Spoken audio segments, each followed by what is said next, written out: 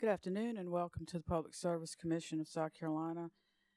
We are continuing in the hearing in docket number 2023-9-E, which pertains to Dominion Energy South Carolina Incorporated's 2023 Integrated Resource Plan. Let's take a roll call of commissioners.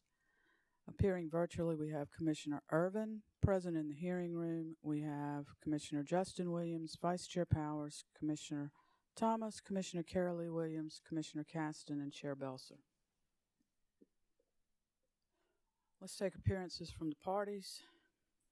Who's representing Dominion Energy South Carolina? Good morning, Chair Belzer and members of the commission. My name is Chad Burgess. I'm in-house corporate counsel for the company. With me is Matthew Gissendaner. He's also in-house corporate counsel. And with us today is our outside counsel, Belton Ziegler, from the law firm of Womble Bond Dickinson. It's a pleasure to appear before you today, and we appreciate the opportunity to present to you the company's 2023 Integrated Resource Plan. Thank you. Thank you, Mr. Burgess.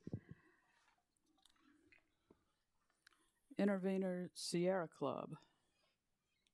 Good afternoon, Madam Chair. Robert Gile from Columbia.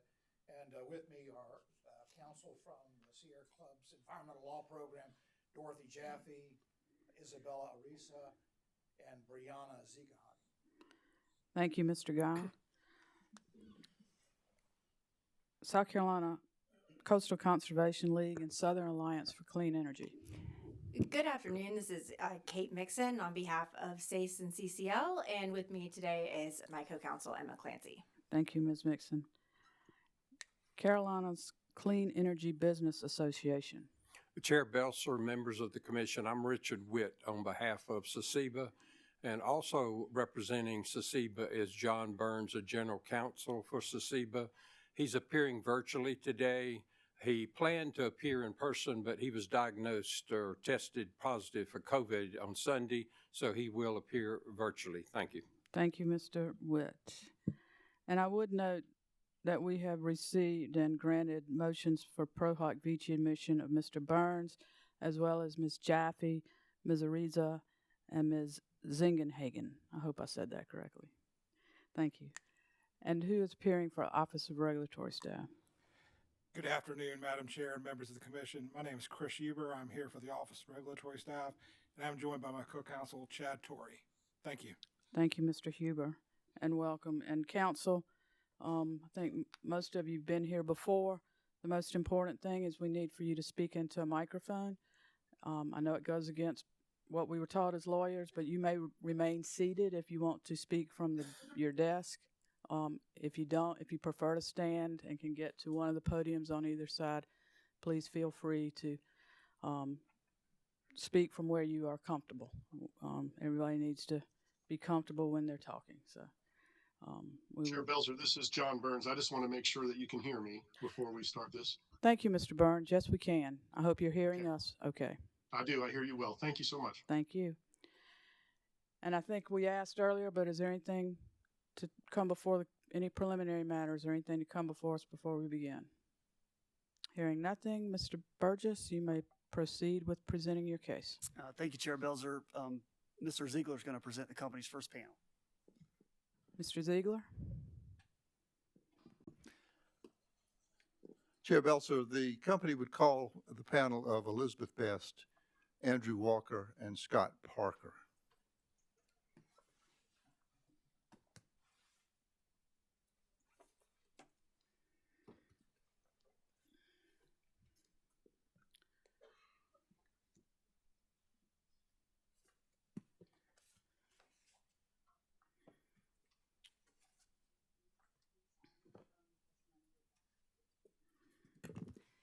Do you solemnly affirm the testimony you're about to give will be the truth, the whole truth, and nothing but the truth?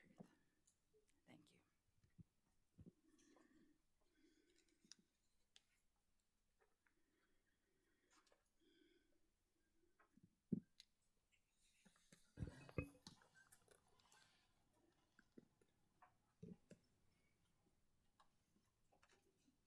Chair Belzer, I'll begin with witness Best. Ms. Best, could you please state your name for the record? My name is E. Elizabeth Betty Best. By whom are you employed and in what capacity? I am employed by Dominion Energy, South Carolina, as the Director of Strategic Planning for Dominion Energy, South Carolina. Have you caused to be prepared under your supervision direct testimony of 30 pages that was previously filed with the commission in this docket? I have. Do you have any changes or additions to your pre-filed testimony? No. If I ask you the same questions today, would your answers be the same? Yes, they would. Madam Chair, at this time, I would move into the record the pre-filed direct testimony of Witness Best. Witness Best, pre-filed direct testimony will be received into the record as if given from the stand. And Ms. Best, have you filed exhibits with your pre-filed testimony? I have filed 3 exhibits with my direct testimony: EEB-1, the 2023 IRP, EEB-2, the 2022 Coal Plants Retirement Study, and EEB-3, the company letter on ORS 2022 IRP update comments.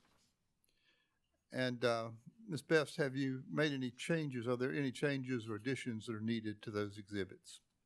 Yes, I have one change. Exhibit EEB-1 is the 2023 IRP. The company has identified certain changes in the 2023 IRP and filed a revised version on August 4th, 2023 in this docket, and is labeled as Exhibit EEB-1A. And Chair Belser, I'd note for the record that there is a further exhibit that will be entered in when Ms. Best sponsors her rebuttal testimony. That is an errata sheet that lists each of the changes in the IRP. But at this time, I would move that the 3 exhibits that we just mentioned be entered into the record at this time. Madam Chair, Vice Chair Powers? when I was looking at this stuff a couple weeks ago, the exhibit number 3 is a letter from Mr. Ziegler, who I respect gratefully. But he does the answers that this commission had been asking to be finished from the earlier IRP, some things that had not been done. Is him answering these questions and not being a witness, and the answers obviously come from different witnesses, is this letter itself not hearsay or inadmissible, because it's almost triple hearsay from where a lot of the information comes, unless he's going to testify?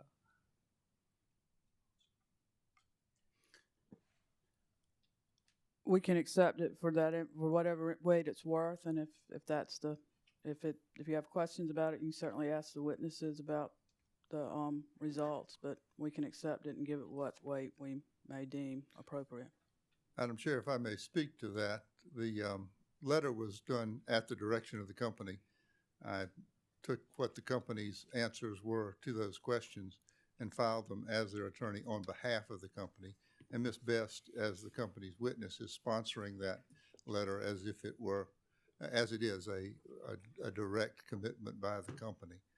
So I would put that on the record at this time. Thank you. I'm not going to exclude it, but witnesses may indeed get questions about the contents of the letter. Absolutely, and that's exactly what we would expect here.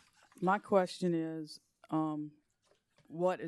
are you asking to put the original IRP that was filed in January as well as the revised with the corrections, or just the revised? We're only going to put in the revised IRP because that's the accurate document. Has that copy been provided to the court reporter? It has. All changes have been provided to the court reporter. And that's true of all the exhibits and testimony. Obviously, they don't come into the record until the commission says they do. But for her convenience, we've provided all of those documents to her with the revisions that we'll be discussing.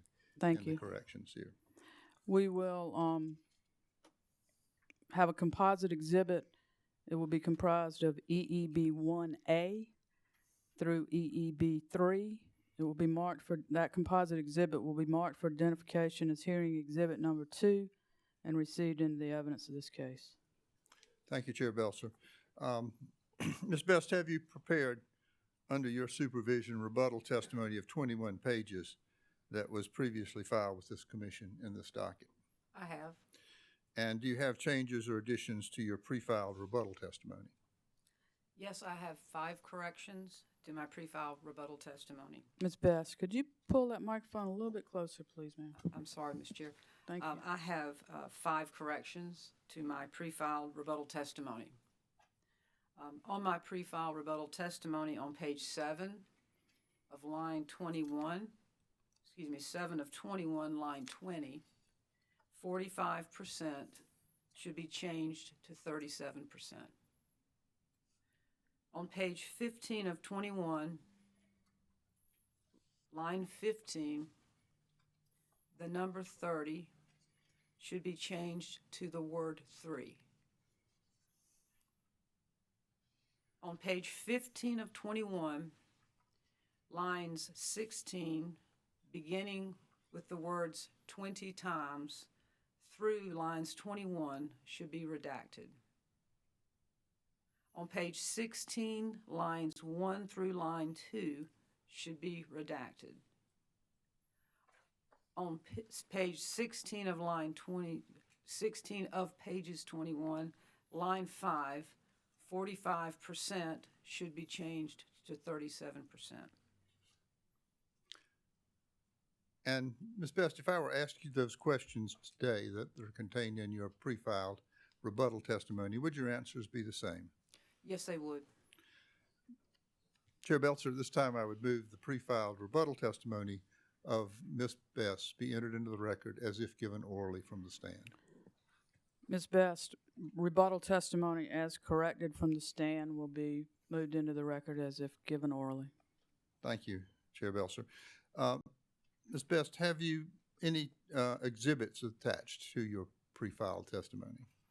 Yes, I have exhibit EEB-4. It is the errata sheet that included changes identified in the 2023 IRP. Do you have any changes to that errata sheet? Yes, I have one change to that exhibit. As previously mentioned, on August 4th, 2023, a revised version of the 2023 IRP that includes initial changes as well as additional changes identified since my rebuttal testimony will be filed with the Commission. A conforming errata sheet was also filed, Exhibit EEB-4A, which is an update to the EEB-4 errata sheet to include all of the changes to the 2023 IRP. Chair Belzer, this time I would move into the record Exhibit EBB-4A.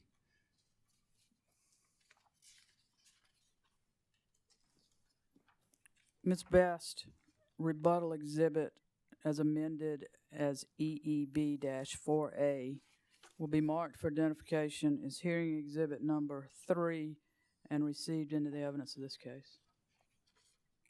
I will now direct my questions to Witness Walker. Please state your name for the record. Andrew R. Walker, By whom are you employed and in what capacity? employed by Dominion Energy South Carolina Incorporated as Strategic Advisor, Power Generation.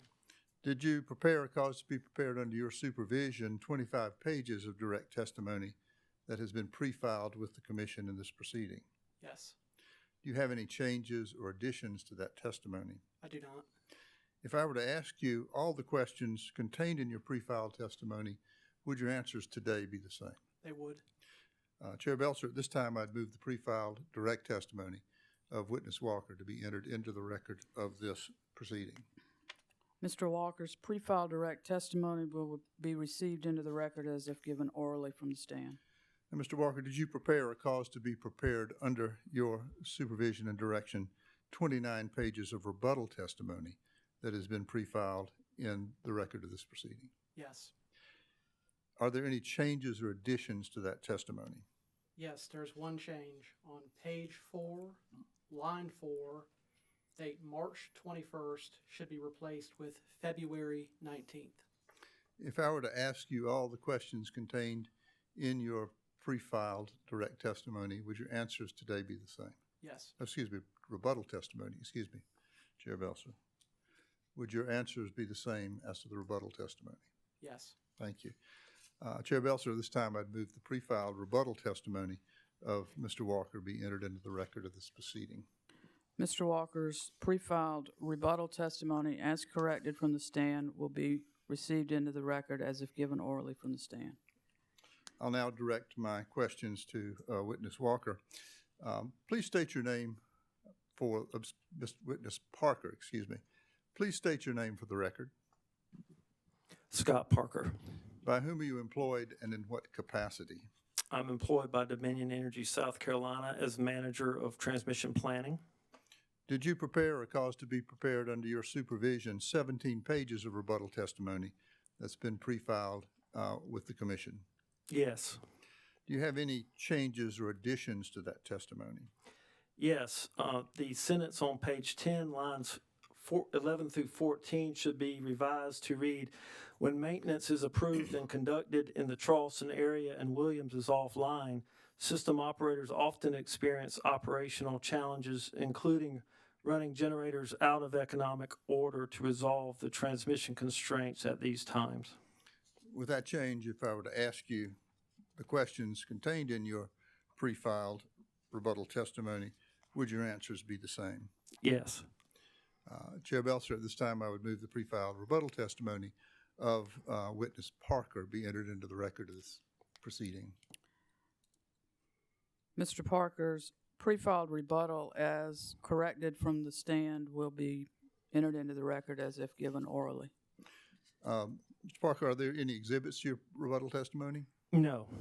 Mr. Parker, are there any demonstrative exhibits which you plan to use in your summary that have been prepared and provided to the parties? Yes, I have prepared one demonstrative exhibit with 2 slides. And Madam Chair, I'd state those 2 slides are maps that show the locations of DESC's transmission lines in the Charleston area. And those have been provided to the parties? They've been provided to the parties, and no objections have been heard so far. We provided them last week. And the other shows the location of solar plants. It's very simple maps. Okay, thank you. At this time, I'll ask Witness Best, have you prepared a summary of your direct testimony? I have. Would you please provide that to the commission?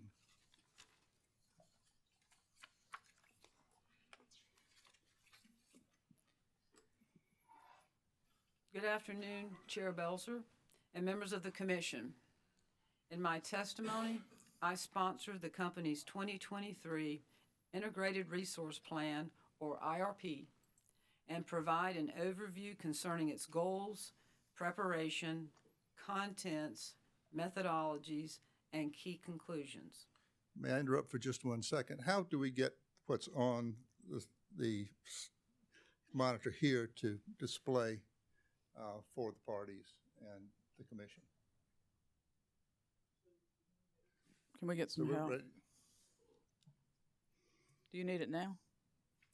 Yes, I do. Actually, that's what's showing. This is the wrong one. Sorry. It's actually on the computer screen.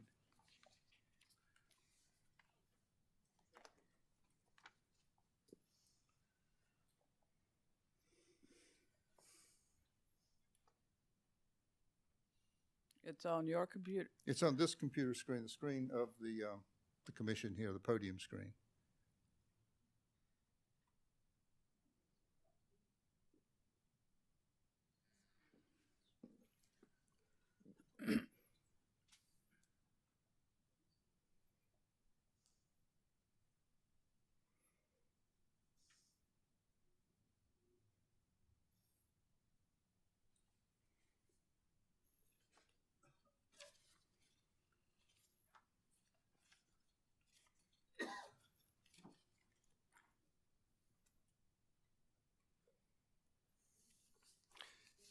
This is a problem. I may be able to do it using the Elmo, if that's what they still call these things.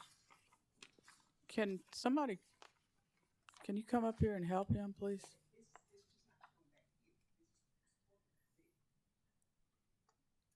Are we missing doing something up here so that it shows back there? Okay.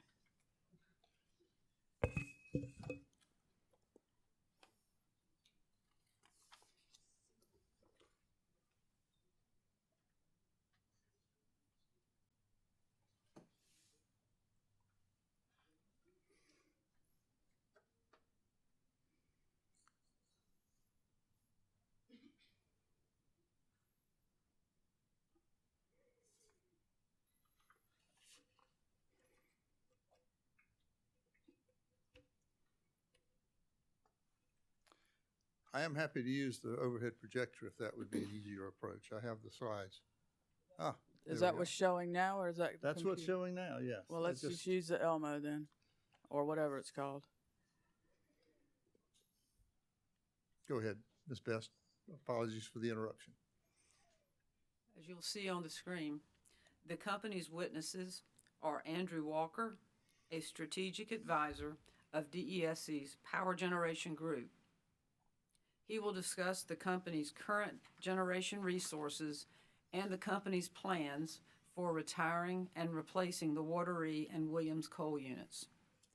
Scott Parker, manager of transmission planning at DESC, will testify in rebuttal to respond to issues raised by interveners regarding the transmission planning process for the early retirement and replacement of the Wateree and Williams units.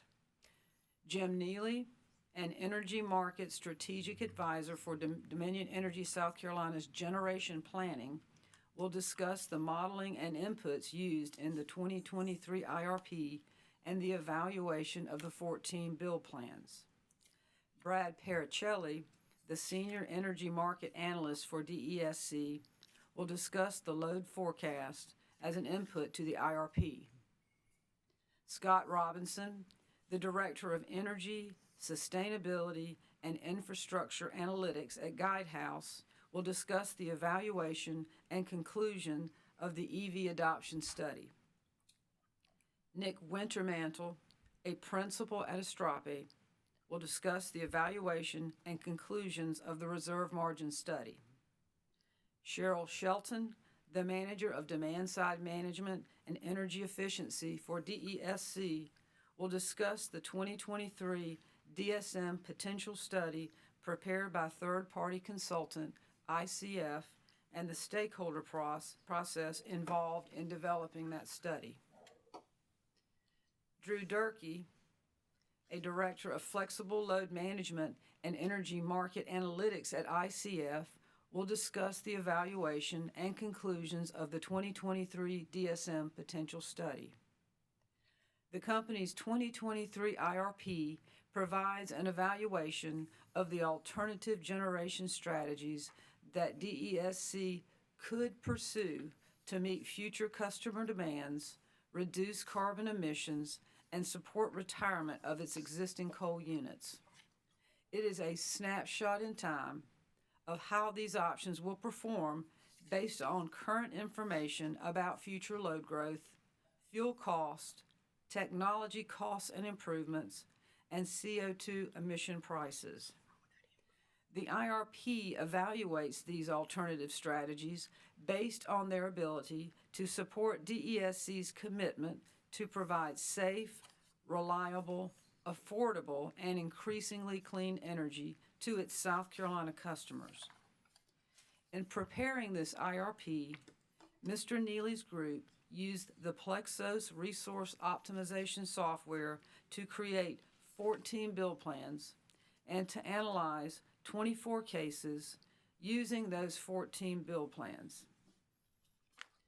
As shown by the chart from page 8 of DESC's IRP, the 24 cases are made up of 15 core cases, shown in blue, 5 sensitivity cases, shown in light green, and 4 supplemental cases, as shown in light orange.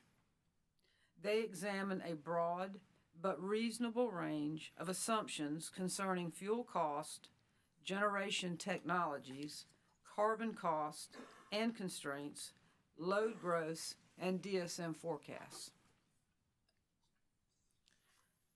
The IRP inputs and data were informed by extensive consultation with the IRP Stakeholder Advisory Group, facilitated by Charles River Associates, or CRA. DESC has held 11 stakeholder meetings since 2020 and has held 2 more since the filing. Dominion Energy Incorporated, or Dominion Energy, is committed to achieving net zero carbon emissions by 2050. And since 2005, Dominion Energy has reduced its carbon emissions across its utility operations by 46% and is now among the lowest carbon emitting utilities in the United States. The 2023 IRP presents DESC's high-level strategy for retiring and replacing the Watery and Williams facilities by the end of 2028 and 2030 respectively, recognizing that this schedule is dependent upon timely completion of regulatory, procurement, and construction processes. This IRP identifies the optimal resources to replace Watery to be either 400 megawatts of battery resources supplemented by 900 megawatts of solar, or a 262 megawatt large frame combustion turbine unit supplemental by 100 megawatts of battery and 900 megawatts of solar. These were the resources that the modeling selected as optimal replacements for Watery across multiple cases. DESC intends to test the market for these resources through an RFP when this IRP review is concluded, especially since the battery resources modeled in this IRP are based on 2022 NREL prices, which have increased by 37% in the 2023 NREL report. All decisions relating to the retirements will be based on modeling the needs of the system at the time they were made and the cost of alternative resources as they evolve. This IRP identifies the optimal resource to replace Williams to be a 1,325 megawatt of high-efficiency, low-emitting natural gas fire generation shared 50-50 in partnership with the South Carolina Public Service Authority or Santee Cooper. The assumption is that this unit would be located at the site of DESC's retired Kennedy's coal-fired units, where the transmission cost for delivering the power to the Charleston area and Santee Cooper would be reduced. An existing well-characterized brownfield building site is available, and natural gas supply can be provided using primarily existing right-of-way.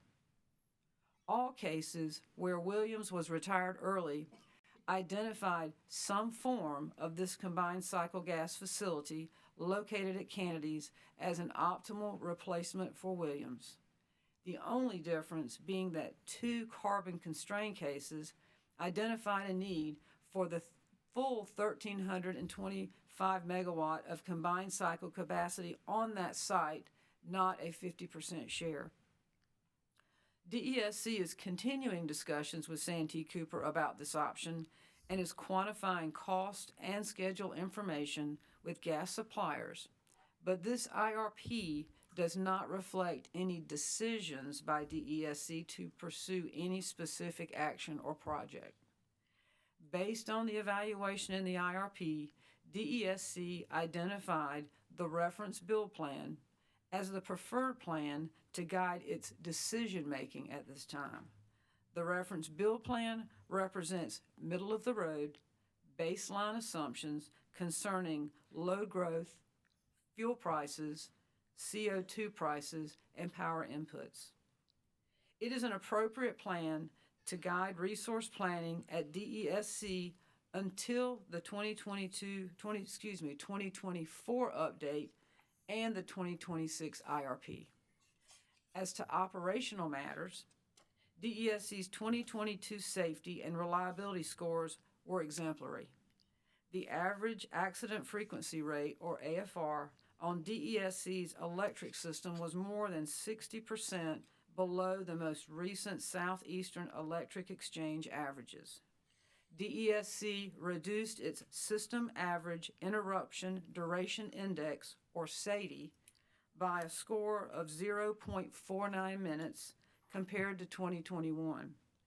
And the average customer's cumulative minutes of outages for the year was a historically low 78.4 minutes. DESC's SAIDI score has been consistently lower than other regional investor-owned utilities by a wide margin, reflecting the value of DESC's investment in transmission and distribution modernization and careful maintenance. Under the company's short-term action plan, the company will continue to monitor changing market conditions and state or federal environmental laws and regulations to update its planning and refining its assumptions concerning the impact of the Inflation Reduction Act's tax subsidies on the cost of renewables, battery, and other non-emitting resources. DESC will continue to pursue regular and meaningful dialogue with ORS and stakeholders to receive comments and information and to work towards achieving as great a level of consensus around these matters as is possible given the divergent interests and perspectives of the parties. As always, DESC's guiding commitment is to provide safe, reliable, affordable, and increasingly clean energy to its customers. At this time, the company requests the Commission to accept its 2023 IRP preferred plan. The reference bill plan represents the most reasonable and prudent plan for basing the company's generation planning decisions during the coming 3-year period.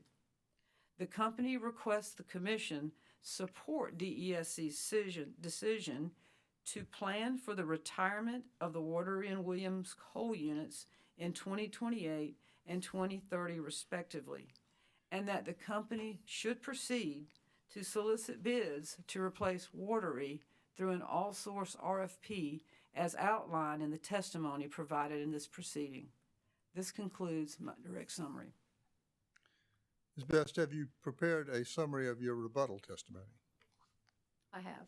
Would you please deliver that to the Commission and the parties? The purpose of my rebuttal testimony is to respond to issues raised by environmental interveners and ORS. ORS testifies that DESC's 2023 IRP meets all applicable requirements and raises 6 specific issues for future stakeholder discussions and IRP filings, which DESC will do so. ORS raises 6 other matters it asks, which I address in my rebuttal testimony. 1. DESC has retained the Guidehouse consulting firm to support modernizing the company's time of use, or TOU rates, portfolios, and to align its pricing strategies to DESC's future EV and system needs. The results of this evaluation will be presented in future filings. 2. DESC has corrected an error in modeling the DSM energy impacts assumption in the low DSM sensitivity case, which relates to a single sensitivity that does not impact the overall analysis. 3. Witness Walker will discuss the current status of EPA's proposed greenhouse gas rule and its potential impact on DESC's system. This is a proposed rule only. It was issued several months after this IRP was filed and is being challenged by multiple parties as impractical to implement. It will be considered in the 2024 IRP update, but running additional sensitivities would not be appropriate at this stage of the 2023 IRP review process. 4.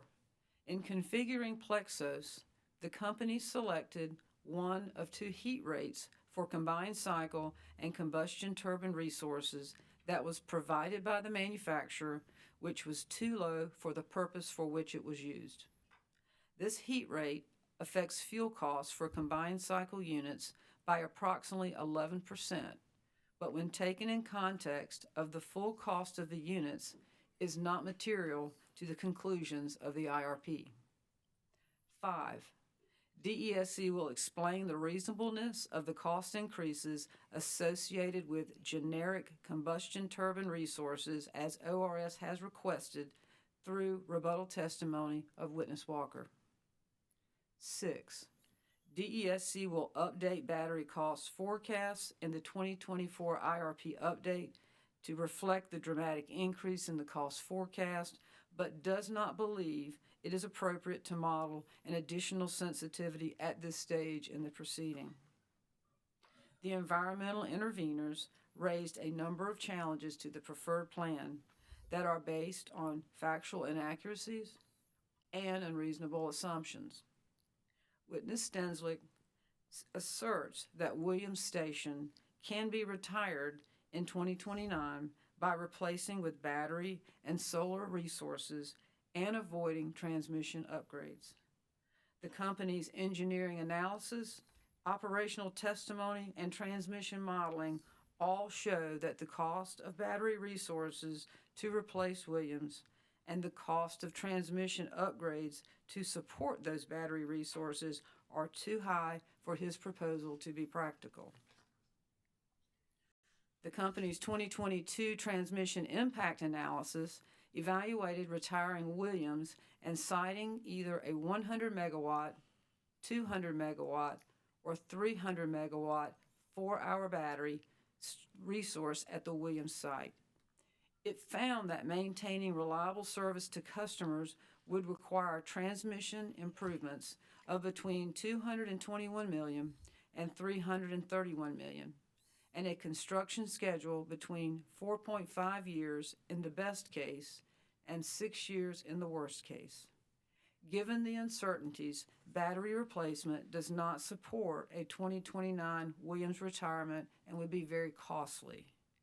Transmission into the Charleston area is highly stressed even today, and Williams is currently being treated as a must-run unit most of the time, meaning that it must be kept online to support reliable service to the Charleston area.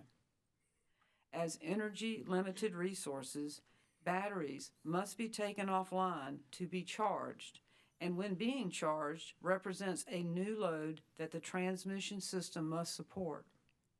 The assumption that batteries located at Williams Station can replace the capacity it represents is an unreasonable and dangerous assumption from a resource planning perspective.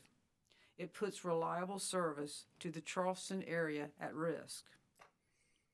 Witness Stenslick is not accurate in stating that DESC's delays are preventing Williams from being retired earlier than 2030.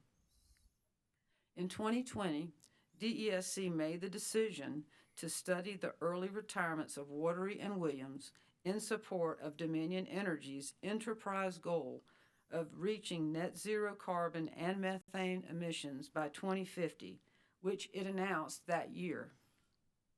DESC began taking steps to study the retirement and replacement options for Williams and Watery as soon as the decision was made to retire the plants if replacing them were practical.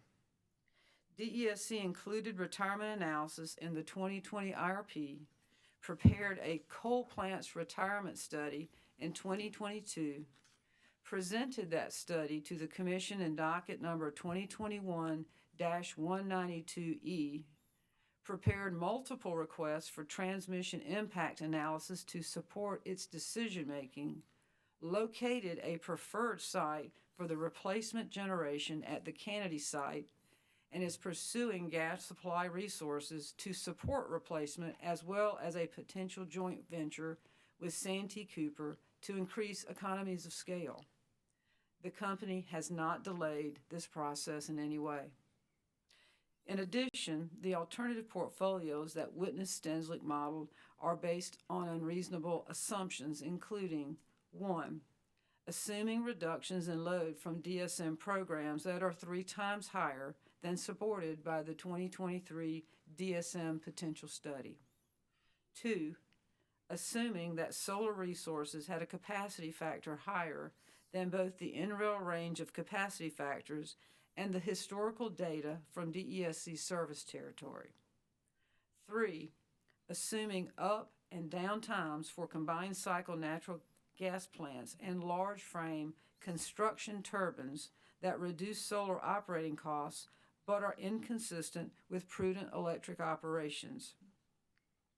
However, even incorporating all of these solar biases into the Plexos model and others that Witness Neely will discuss, the model continues to select the combined cycle resource to replace Williams, which is a clear validation of the choice made in DESC's preferred plan. This concludes my summary of my rebuttal testimony. Thank you, Ms. Best. Mr. Walker, have you prepared a summary of your direct testimony? I have. Would you please present that to the commission and to the parties? Good afternoon, Chair Belzer and members of the commission. My name is Andrew R. Walker, and I'm employed by Dominion Energy South Carolina as Strategic Advisor, Power Generation.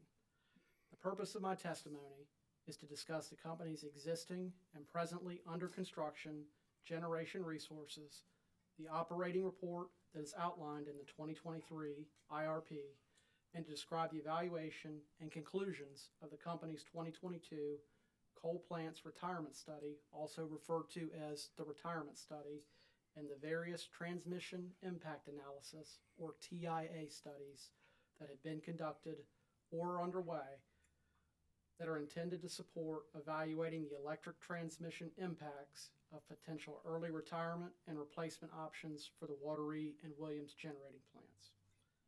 DESC operates an efficient, diverse mix of resources, including combined cycle units, or CCs, simple cycle combustion turbines, or CTs, a nuclear facility owned in partnership with the South Carolina Public Service Authority, also known as Santee Cooper, 3 run-of-river hydroelectric facilities, 3 gas-fired steam units that were themselves converted from coal firing, and 3 coal-fired generating stations, one of which can operate on coal or natural gas.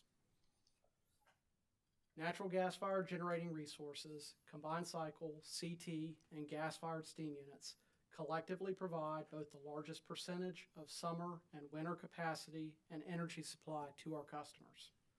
The company's coal-only units at Wateree and Williams supply the next largest amount of summer and winter capacity, but in recent years have provided a smaller percentage of total energy to supply to our customers.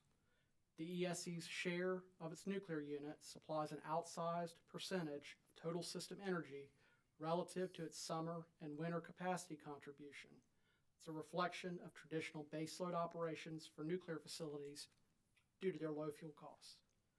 The hydroelectric units operated by the company supply a large amount of summer and winter capacity, but supply a relatively small proportion of the company's total energy.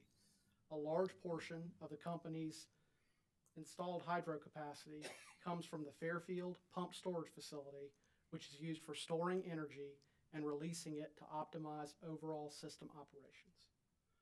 Solar resources are a growing energy resource for DESC. Third-party owned solar facilities supplied over 8% of system energy in 2022. The utility-scale solar facilities presently online have a nameplate rating of approximately 1,000 megawatts AC.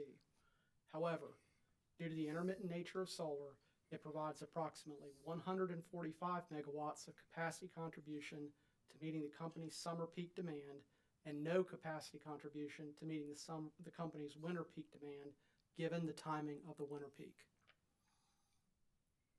Since the filing of the 2020 IRP, the company has developed a strategy and is pursuing a programmatic approach to replace some 14 older end-of-life CT units at the Bushy Park, Parr, Hardyville, Coit, and Urquhart facilities, and a natural gas-fired conventional steam unit located at Urquhart Station. In furtherance of this strategy, the company has fully executed the engineering, procurement, and construction, or EPC contracts, and turbine supply agreement, or TSA contracts, for the Bushy Park and Parr replacement units located in Berkeley and Fairfield counties, respectively. These contracts have been in full notice to proceed status since early 2022, following a partial settlement agreement being reached in docket number 2021-93E, where the company originally requested certain regulatory determinations in conjunction with this modernization strategy. The ESC retired the oil-fired Hardyville CT unit on March 31st, 2022, the Bushy Park CT units on September 30th, 2022, and the PAR CT units on March 31st, 2023. I am pleased to report that the dismantling of the Hardyville and Bushy Park CT units is complete. Our EPC contractor has fully mobilized to Bushy Park and has begun construction activities on the replacement unit to be installed at that site. At the PAR site, dismantling activities are well underway, and our EPC contractor has begun a limited mobilization to begin site preparation activities for the installation of the 2 replacement units at that facility. The company anticipates the replacement Bushy Park unit will enter commercial service in the 3rd quarter of 2024, and the PAR units will enter service in the 2nd quarter of 2025. With respect to longer-term resource planning, in January 2022, DESC's Electric Transmission Planning Group completed a transmission impact analysis, the 2021 TIA, that identified the potential scope and estimated associated costs and schedules for transmission system upgrades required to maintain grid reliability if the company were to retire Wateree and Williams by the end of 2028. The 2021 TIA indicated that the transmission projects required could be time-consuming and present reliability risks to the company's system and customers. A key finding of this study was that it did not support relying upon the supply of off-system power as a permanent replacement option for the 2 plants, particularly Williams Station. In 2022, DESC Resource Planning prepared the retirement study to outline its analysis around the potential early retirement of Wateree and Williams. The retirement study was largely informed by the 2021 TIA. The retirement study supported the conclusions that 1, as a planning goal, Wateree could be retired by the end of 2028 if suitable replacement generation was online, and as such, the company may be able to avoid certain elements of compliance costs associated with the current effluent limitation guidelines or ELG rule requirements. 2, committing to not upgrade Wateree to meet the current ELG requirements would force Wateree to be retired by 2028, even if replacement resources are not yet online. 3, it is not feasible to retire Williams any sooner than the end of 2030 based on the complexity of siting and constructing suitable replacement resources for Williams Station. And 4, the retirement of Williams at the end of 2030 is a best case planning goal, and as such will require DESC to proceed with compliance upgrades under the currently effective ELG rule for that facility. To help inform development of this 2023 IRP, DESC Resource Planning submitted a request for a subsequent TIA, the 2022 TIA, to study 9 additional retirement and replacement scenarios. These scenarios aligned around the conclusions of the retirement study. Specifically, the 2022 TIA studied a set of cases for the potential replacement of Wateree by the end of 2028 and a set of cases for the potential replacement of Williams by the end of 2030, following an assumed retirement and replacement of Wateree. The 2023 IRP, which has been informed by the 2022 TIA, includes in the preferred plan a large, jointly constructed and operated combined cycle generating resource located at the site of DESC's now retired Kennedy Station coal-fired facility in Colleton and Dorchester counties. Development of such a jointly owned resource is being pursued through ongoing discussions between DESC and Santee Cooper. Building a joint resource to support the long-term needs of both DESC and Santee Cooper could create economies of scale for all participating utilities.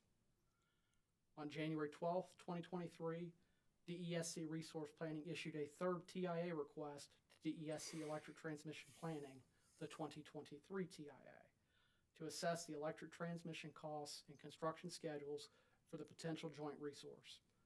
Unlike the 2021 and 2022 TIAs, the 2023 TIA is far more narrow in scope and is being conducted in close coordination with Santee Cooper's transmission planning group, as Witness Parker can describe.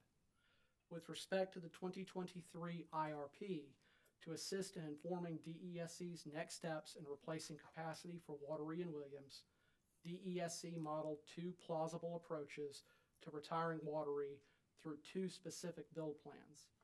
The Wateree battery build plan models Wateree being retired and replaced with battery energy storage capacity sited and interconnected at the Wateree site. The Wateree CT build plan centers around constructing a large frame-type simple cycle CT unit located at the Urquhart Station site, along with battery resources at the Wateree site. With respect to the Wateree CT build plan, it should be noted that this plan is separate from the company's ongoing efforts to replace certain CT resources and the gas-fired steam unit at that site. This plan also requires fairly significant electric transmission upgrades to support the interconnection of incremental generation at Urquhart that were identified in the 2022 TIA and a supplemental study of one case in the 2022 TIA that was conducted earlier this year. The modeling by the DESC resource planning team in the 2023 IRP showed that these two build plans are close enough in terms of cost that both represent plausible pathways to support the potential early retirement of Wateree. The company is working to conclude the first of its kind all sources request for proposals or all sources RFP process for the replacement of certain units at Urquhart in conjunction with the modernization strategy I discussed earlier. The company believes that an all sources RFP, similar to the solicitation process being utilized for the Urquhart replacements, is well suited to constructing an optimized portfolio of replacement projects that could support an early retirement of Wateree. Conducting an all sources RFP based on the process design and documents developed for the Urquhart RFP and the robust stakeholder engagement that has been part of that process should expedite the process of conducting such an RFP to support potentially replacing Wateree. In the 2023 IRP, DESC has proposed to retire Williams by the end of 2030. If suitable replacement resources are available and it can be done while maintaining system reliability. The modeling in the 2023 IRP consistently selected the joint resource as the appropriate option to replace Williams.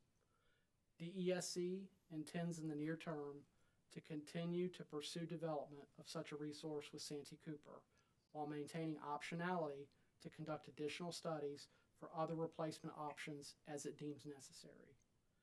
The greatest risk to the schedule for the joint resource contemplated in the 2023 IRP is the permitting and construction of required natural gas pipelines by the appropriate FERC-regulated interstate pipeline companies to provide firm transportation capacity. However, because DESC is pursuing compliance with the currently effective ELG rule for Williams Station, this mitigates the risk of Williams having to be removed from service prior to suitable replacement generation being available.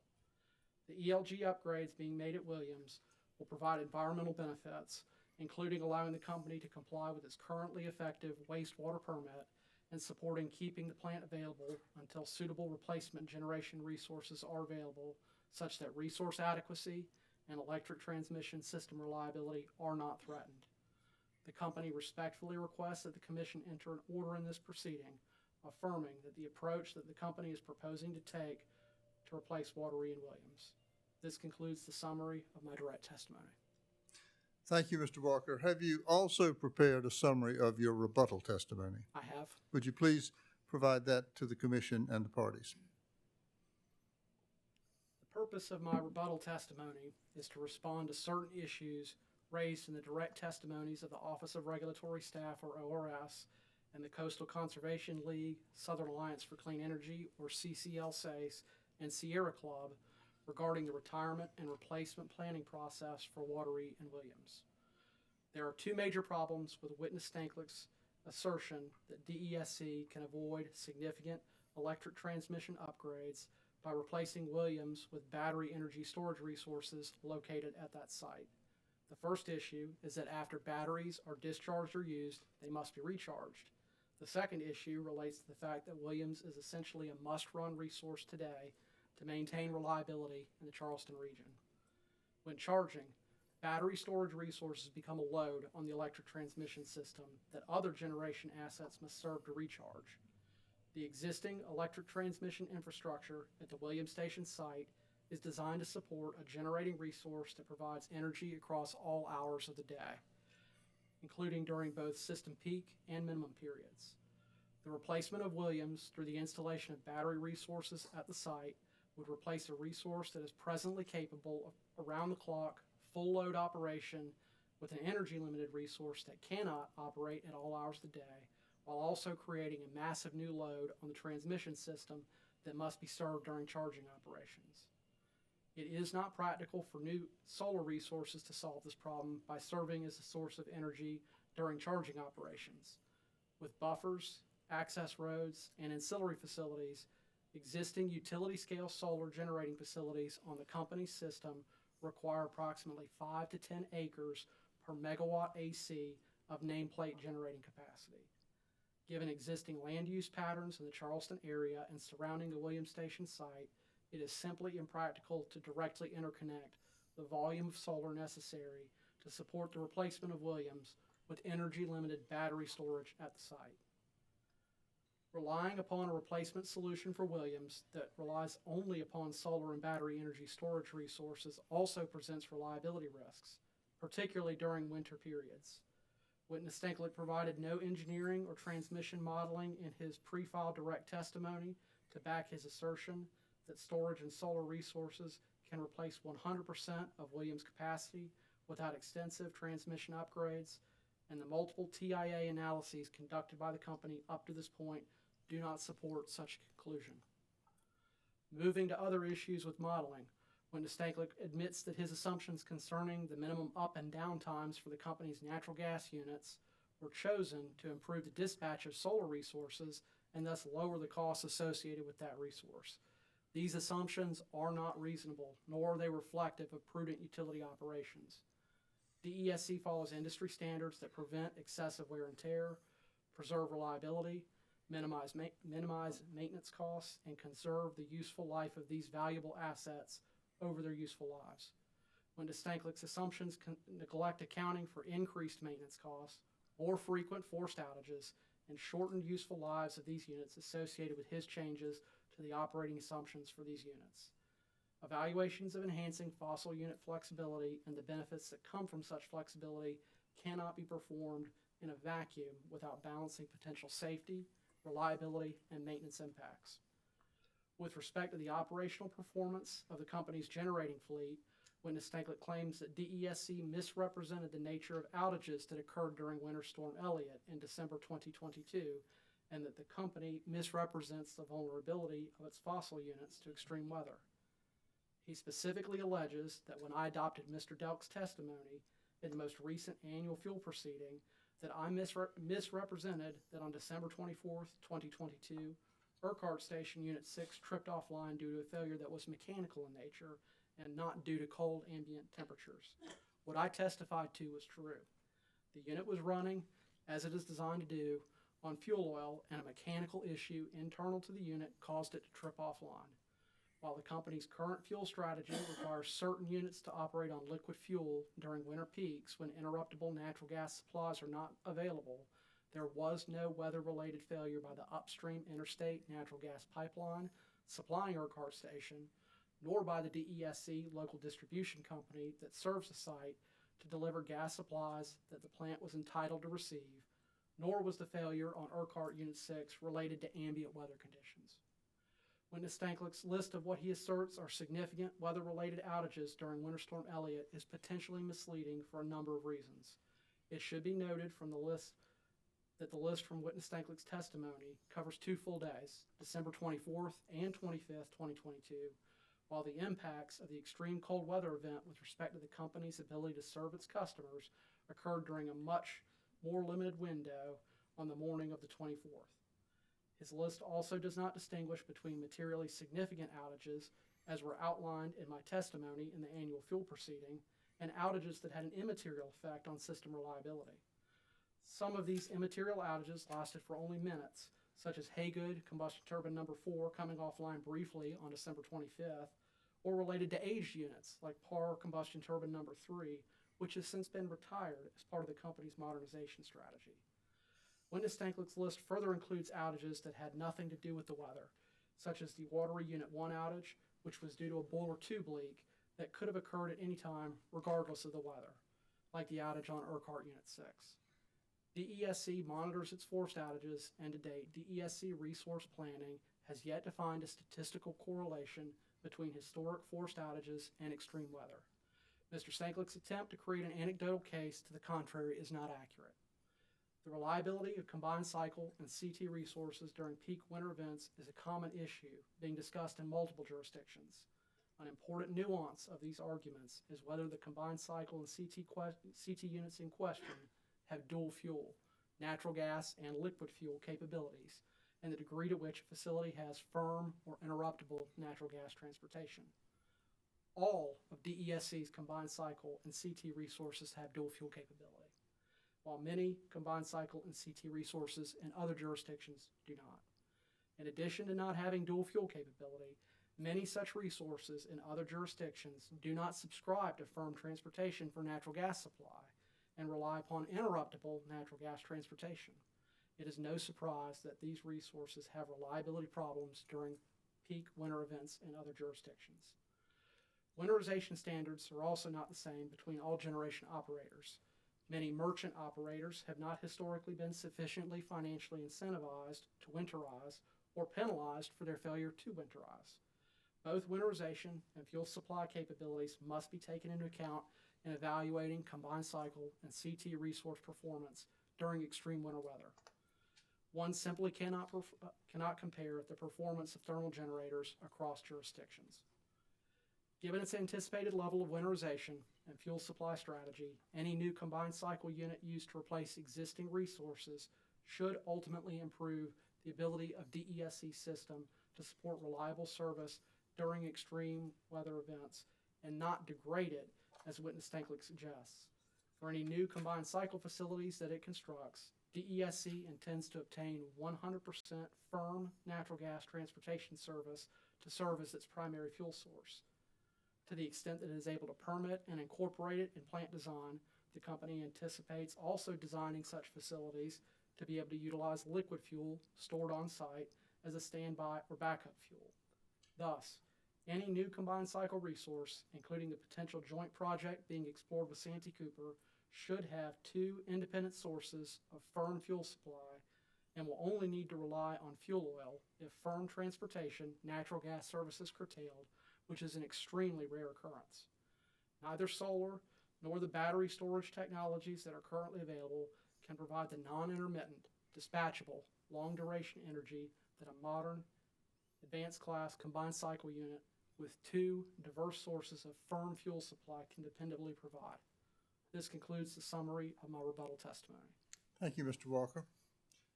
I'll now direct my questions to Witness Parker. Have you prepared a summary of your rebuttal testimony? Yes, I have.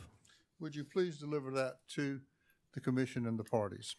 Good afternoon, Chair Belzer and members of the commission. The purpose of my rebuttal testimony is to respond to issues raised in the direct testimonies of ORS and CCL, SACE, and Sierra Club regarding the transmission planning process for the potential early retirement and replacement of the Williams and Watery coal units, and explain why incorporating the transmission planning analysis within the Plexos model is inappropriate for DESC's system. The 2022 TIA does not support Witness Stanklick's assertion that Williams could be replaced earlier than 2030 with a 100% battery resource located at the Williams site. The 2022 TIA evaluated what transmission upgrades would be required to support service to Charleston if a 100 megawatt, 200 megawatt, or 300 megawatt battery was located at Williams. The analysis assumed a 757 megawatt resource would be interconnected at the Kennedy site to provide the energy that would be needed to charge the battery resources and otherwise to support reliability in the southern part of the system. The 757 megawatt resource was sited at Kennedy's because of its existing strong transmission connections to Charleston and to Williams. This slide shows the configuration of DESC's 230 kV transmission lines serving the Charleston area. The 230 kV system is the system DESC uses to transmit large amounts of power across significant distances. For clarity's sake, this slide does not show the supporting 115 kV system that provides transmission over shorter distances, nor does it show the multiple interconnections with the Santee Cooper system.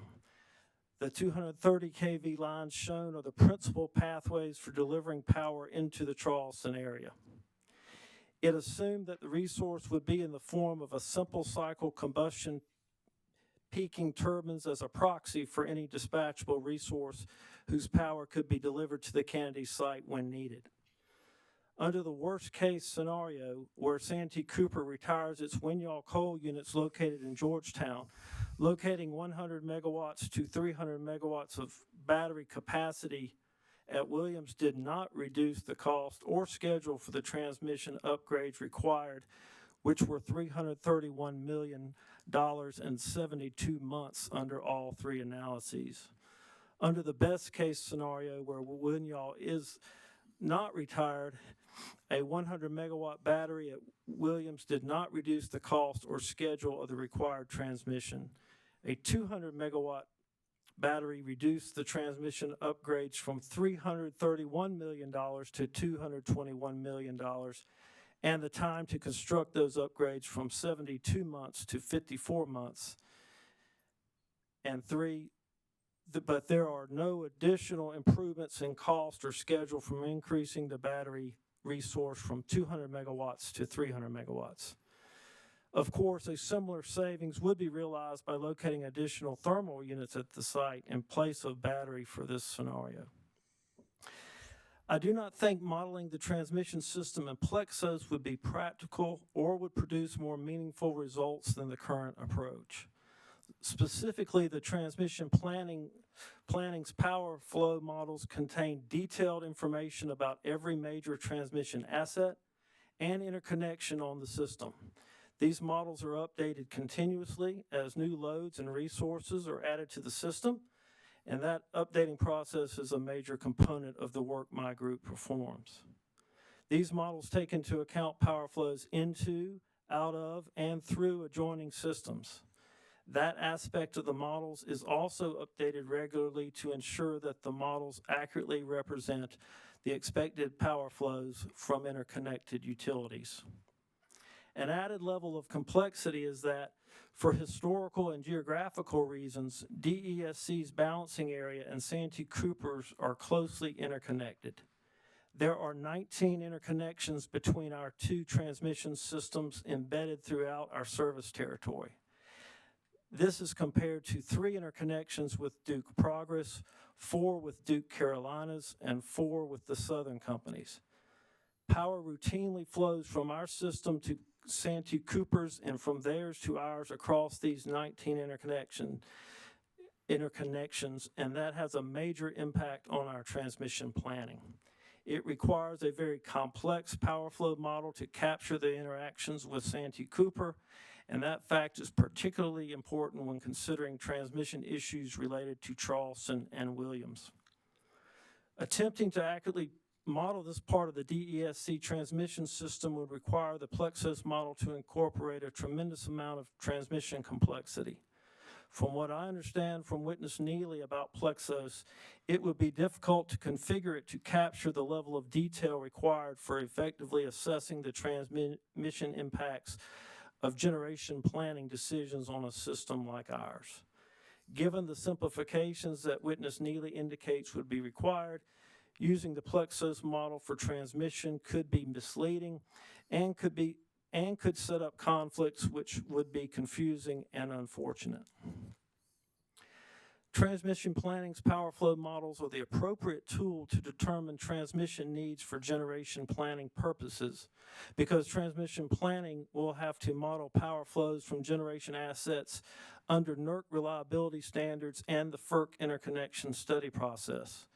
The best approach to transmission modeling is for the transmission planning and generation planning to each use the models designed for its particular purposes, and for the two groups to use each other's results in completing their analyses as they do now. As it relates to interregional transmission and regional market opportunities, DESC evaluates those opportunities regularly as a way to mitigate reliability risk. DESC's transmission system directly interconnects with the transmission systems covering Mississippi, Alabama, Georgia, South Carolina, and North Carolina, and is one system removed from PJM, MISO, and TVA, which cover much of the Upper South, the Mid-Atlantic states, and the Midwest. DESC has extensive agreements and protocols in place for reliability support from neighboring utilities, and in fact receives such support when it is needed and is available. That is factored into our analyses, but each utility builds both transmission and generation assets primarily to serve its customers, and in recent winter emergencies, support was not available. As shown in the 2021 TIA, expensive investments will be needed to input major generation of energy in the system. In any event, interregional transfers and regional market opportunities won't change the need for significant transmission upgrades to support the retirement of Williams. Without Williams, there is a dearth of generation in the Charleston area, which will necessitate major transmission investments to support reliability, regardless of interregional transfers and regional market opportunities. DESC will continue to participate in interregional transmission planning, as it does now, and will continue to evaluate the potential for relying on market power to meet its capacity and energy needs, as it did in the 2021 TIA.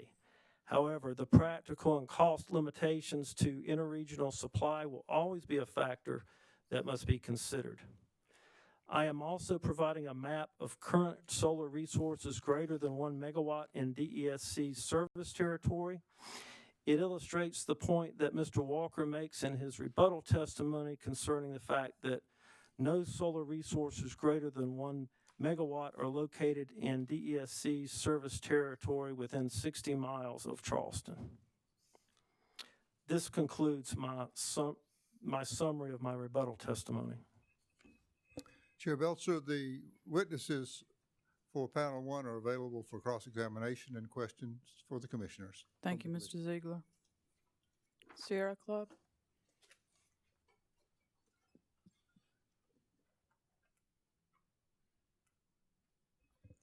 Good afternoon, commissioners.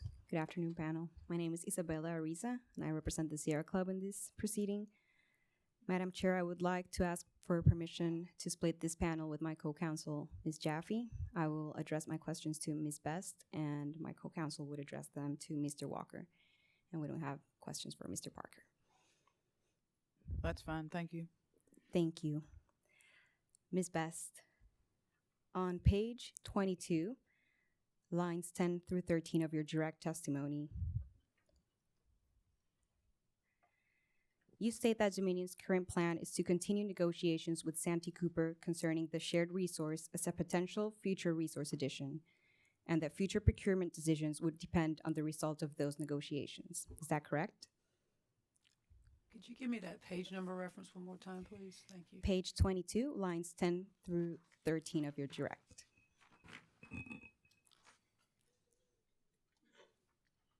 I would agree with your statement.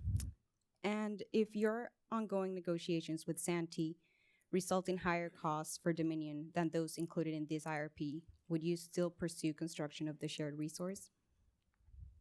We're actually evaluating the joint resource. We haven't made a decision to construct anything at this point. Okay, but could you tell or commit to examining whether, if those negotiations result in higher costs, do you anticipate you'll pursue construction nevertheless? So where we are, I think we filed a letter this past week with the commission because we had committed in my rebuttal testimony to update the commission. Where we are evaluating the bids. We had a hearing last week on our gas rate case that discussed the need that we had at our local distribution company. Santee Cooper, we are aware, is looking at another potential site in Hampton County. We envision that there's an opportunity for economies of scale to be able to build this joint resource. Until we get further in our negotiations, I'm not in a position to really be able to answer the question that you just described. We will, though, however, be providing an update in the 2024 IRP update. Okay. So you've said here and you said in your letter that you're continuing those negotiations with Santee, correct?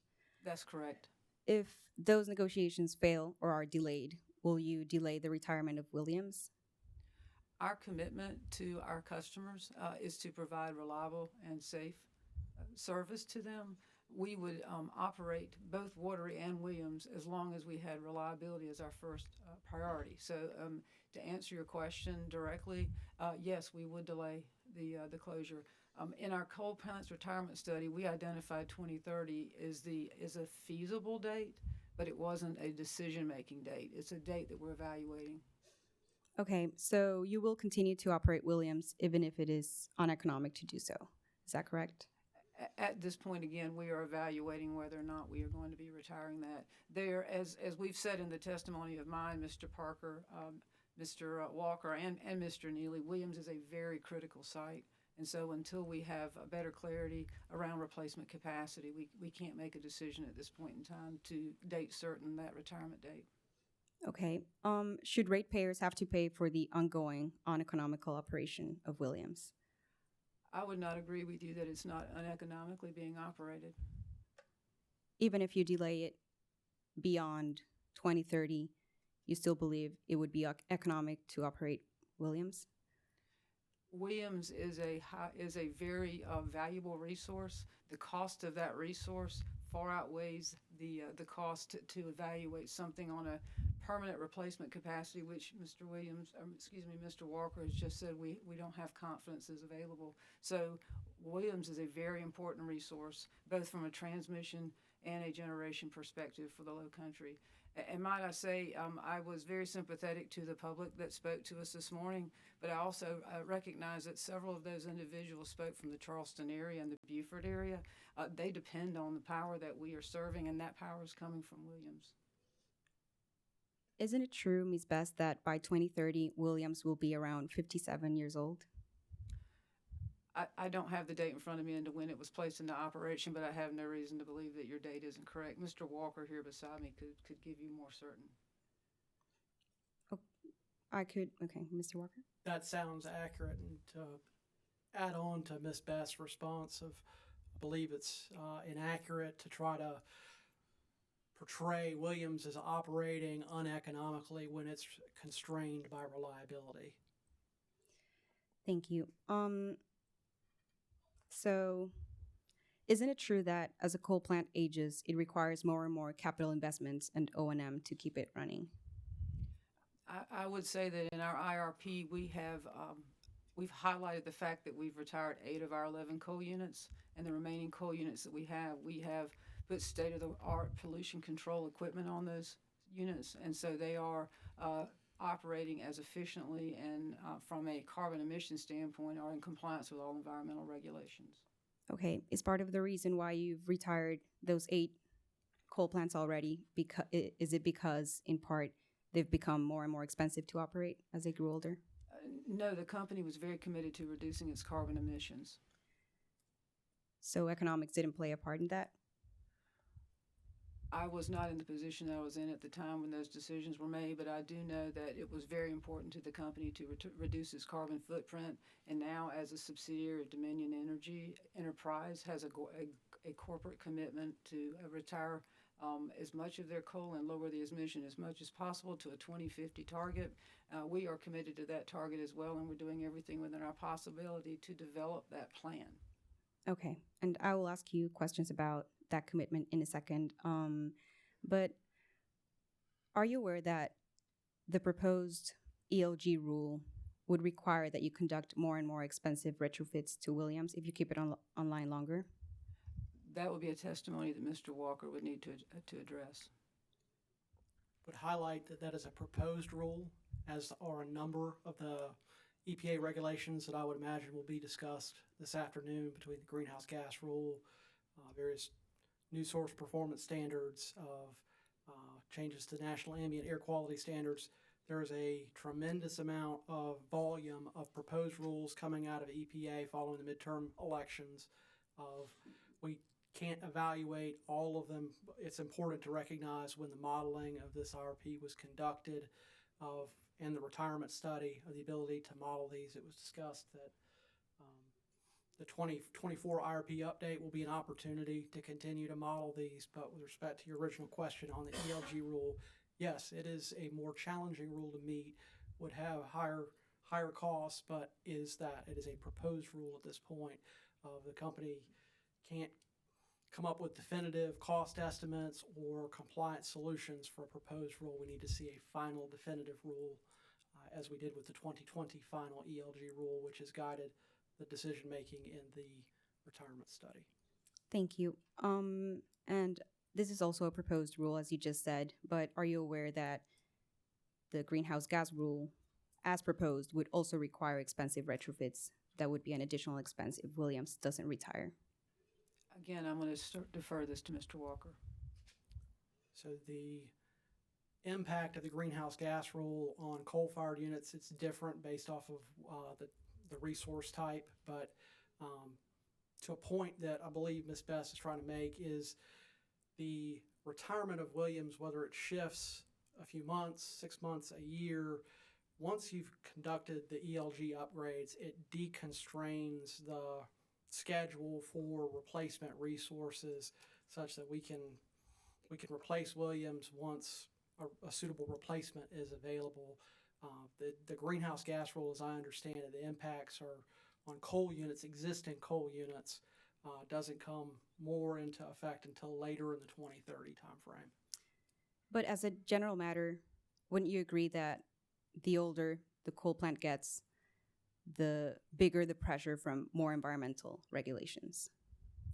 Yes, there are headwinds against coal generation. The company's not shied away from saying that in this IRP, and that's why we've put together the retirement study and are pursuing reasonable retirement of these units such that we do not saddle customers with unnecessary costs, but also maintain reliability.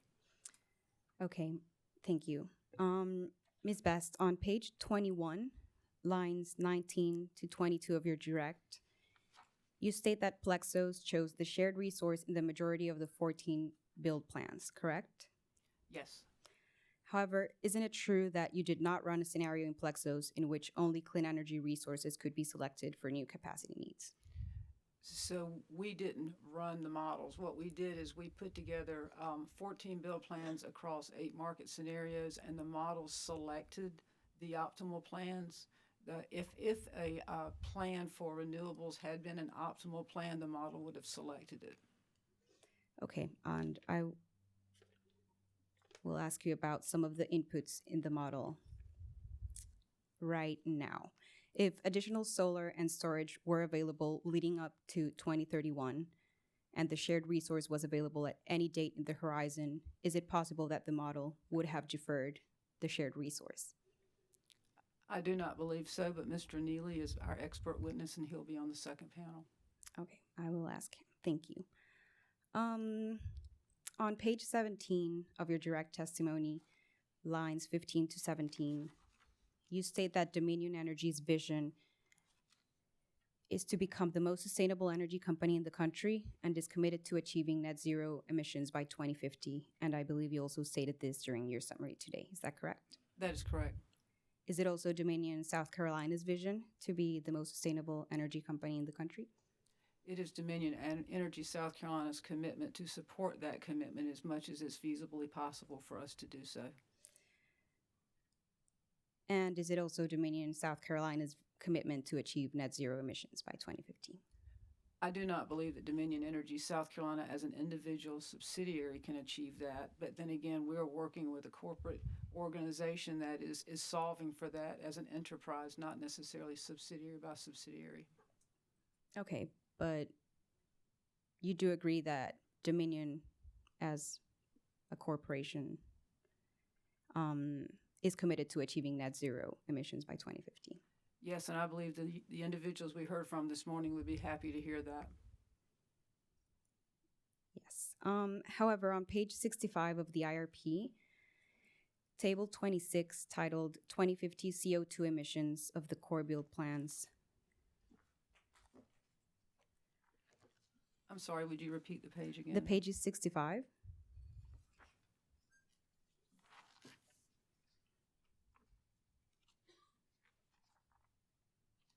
Table 26.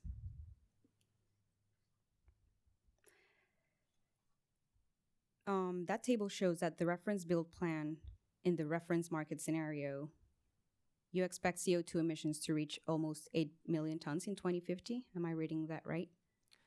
Yes, if you look at this table in isolation, but Act 62 requires us to balance multiple metrics across each, and so this is just one of the multiple metrics that we have to balance our plan. This is the CO2 emissions metric, right? That is correct. Okay. And Mr. Neely will be more than happy to go through each of these tables individually. He is more familiar. Okay. And if I could refer you to page 109 of the IRP, Appendix E. That appendix is titled Timing and Nature of Resource Additions and Resulting Capacities and Reserve Margins. Yes. That table shows that under the reference build plan, you expect to build 1,708 megawatts of new gas resources by 2050. Is that correct? I'm actually going to flip over to an exhibit that has a total so I can fact check that if you don't mind, please.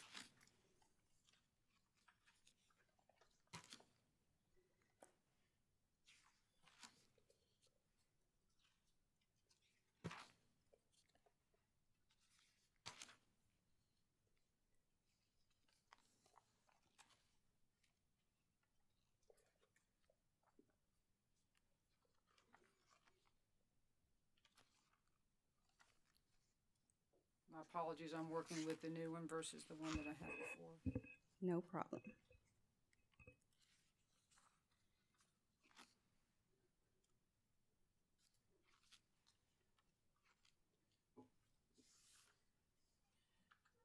Well, subject to check, I will agree with you so as not to delay this.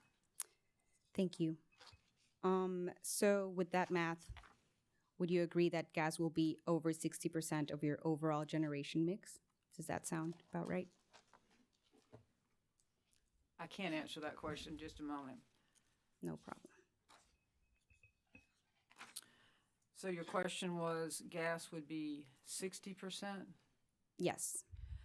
So I, subject to check, I did some math, and in 2050, gas from a generation standpoint would be 53%, so there may be some rounding. But from a capacity or a net rating, it would be 39%, which is actually 1% higher than our 2022 capacity. Okay. I'll move on to page 20 of your direct testimony, lines 8 through 10. You state there that to minimize electric transmission cost impacts, the logical location to site a battery resource to replace that capacity from Water E is at the Water E site, correct? Yes. Is it your understanding that if you build a battery resource in the census tract or the neighboring census tracts of where a coal plant used to operate, the IRA allows you to receive a 10% discount as an energy community tax credit bonus? I understand that now, but that was 5 months after the IRP was filed. Subject to check, the Department of Energy, I believe, released those census tracts in June.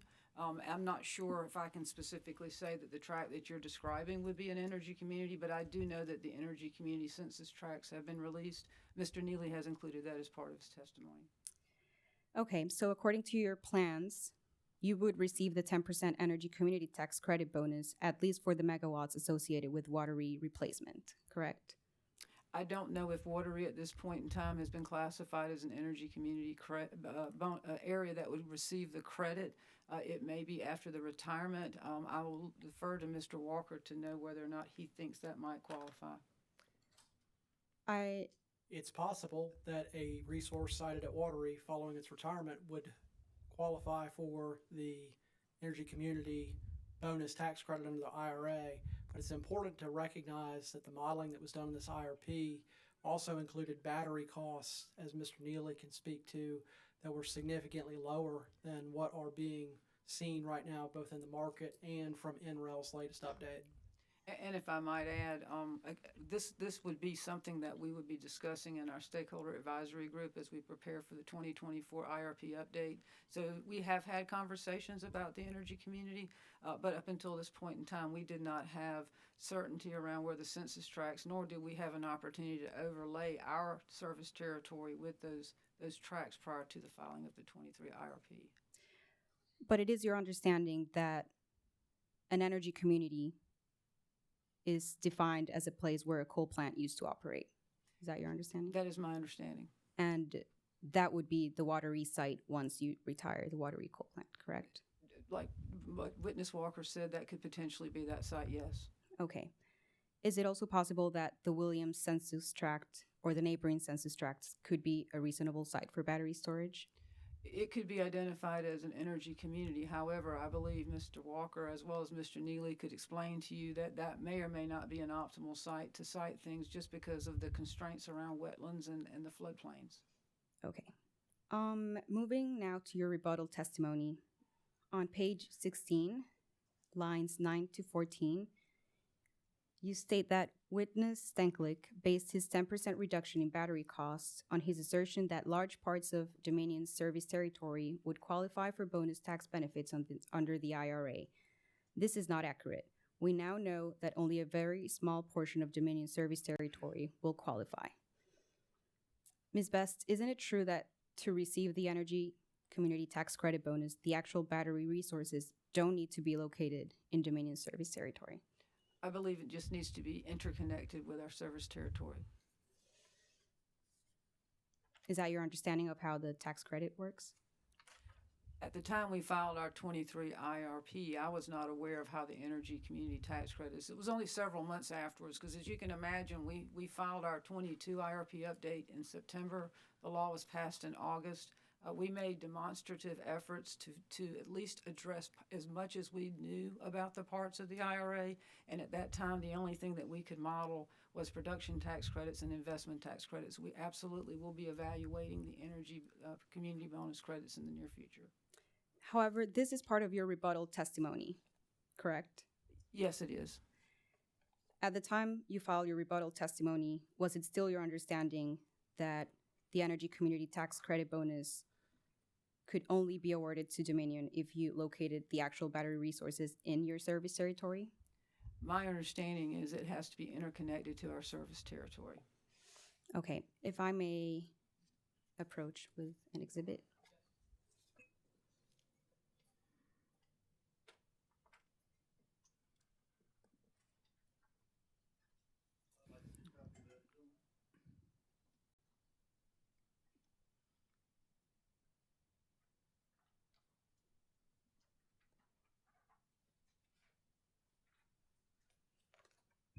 And Madam Chair, I would just ask the commission to take judicial notice. For the record, I handed the witness a section of the IRA. It's 26 USC section 45B11. It's a section of the IRA that actually defines the energy community tax credit bonus. Any objection? Commission will take judicial notice of this section of the IRA. You said 26 USC 45B11? Yes, ma'am. Thank you. Ms. Best, if I could please have you read the highlighted section. Beginning with section 11. Yes, please. Special rule for qualified facilities located in energy community. In general, in the case of a qualified facility which is located in an energy community, the credit determined under a subsection A. Should I move to the second highlight? Yes, please. Shall be increased by an amount equal to 10% of the amount so determined. For purposes of this paragraph, the term energy community means, and I'm down in subset 3, a census tract, one in which A, after December 31st, 1999, a coal mine has been closed, or BB, after 2031-2009, a coal-fired electric generating unit has been retired, or 2, which is directly adjoining to any census tract described in subclause I. Thank you, Ms. Best. So, is it your understanding from what you've read, and I understand this might be the first time you read this, but the IRA does not say anything about having to place the actual battery resources in Dominion service territory, or in any utility for that matter, service territory. I would probably seek legal interpretation to make sure I understood this because I'm not an attorney, but I'm not discounting the fact that what Mr. Senslick did was modeled after we filed our IRP, and he probably had significant more information around energy communities than we did at the time of the IRP filing. Okay. Just to confirm, you already get part of your energy from resources that are located outside your service territory. Is that right? Would you repeat that question? I apologize. Currently, the company gets part of its energy from resources that are not located inside your service territory. I may have to look to one of my cohorts because we build to serve our customer, our native load. So anything that we purchase outside would be to serve that. It would be maybe an opportunity purchase for a need, but I may have to defer to Mr. Walker if he can answer that question. I think we're bouncing around on definitions here of, I think what Ms. Best is referring to the company's retail service territory and what she's referring to is the company's balancing area authority or transmission system. So they're probably talking past each other here with respect to what would qualify, but my understanding, and Mr. Parker can chime in, I think there are some resources that are not located in the company's retail service territory, but are in the company's balancing area authority that are currently on the system. But, Mr. Parker, would you agree? That's correct. At least one that I can think of that's just outside of the quote retail service area territory of Dominion. Okay, thank you. Ms. Best, back to your rebuttal testimony on page 2, lines 15 to 17. You state that the environmental interveners raise issues or corrections that are not material to the conclusions of the IRP or the selection of the preferred plan, which are appropriate to address in future proceedings, correct? That's correct. Most of the items that have been raised in either testimony direct or rebuttal or surrebuttal have been around input assumptions, and input assumptions are assumptions that are then updated as known in future IRP updates. However, isn't it true that the IRP and not the stakeholder process or future proceedings is the appropriate venue to discuss which resources should be added to the company's portfolio? I believe the commission directed us 3 years ago when they rejected our 2020 IRP that they wanted us to hold a robust stakeholder process, and they ordered us to talk about several things. And one of those things were the inputs and assumptions that were made, as well as the methodologies. And we have advanced each of those orders through the modified IRP and the IRP update for 2021 as well as 2022. Okay, but isn't it true that it's this IRP and not future proceedings or the stakeholder process where the commission should decide which resources the company should add to its portfolio? I believe the commission is looking to evaluate how we plan to source our future needs and the resources that we put forward. And I believe that we have presented the most reasonable and prudent plan based on the conditions that we have today that satisfy Act 62, and it's no different than any of the other resources that we have put forth in prior IRPs or updates. Okay, so for issues that do involve whether the shared resource should be added to the company's mix, you agree that the proper venue is this IRP? I believe that it is proper for us to bring this to the commission to let them know that we are evaluating the opportunity for this.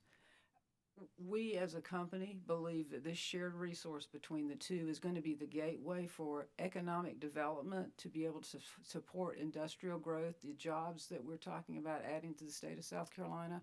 We believe that this shared resource is going to drive the ability for us to retire coal, to add scales of solar and renewables that we have in our plan, and then also it's going to give us the ability to balance and create a reliable system for two balancing authorities. We think that this would be a good opportunity if after the evaluation, it's something that we put forth.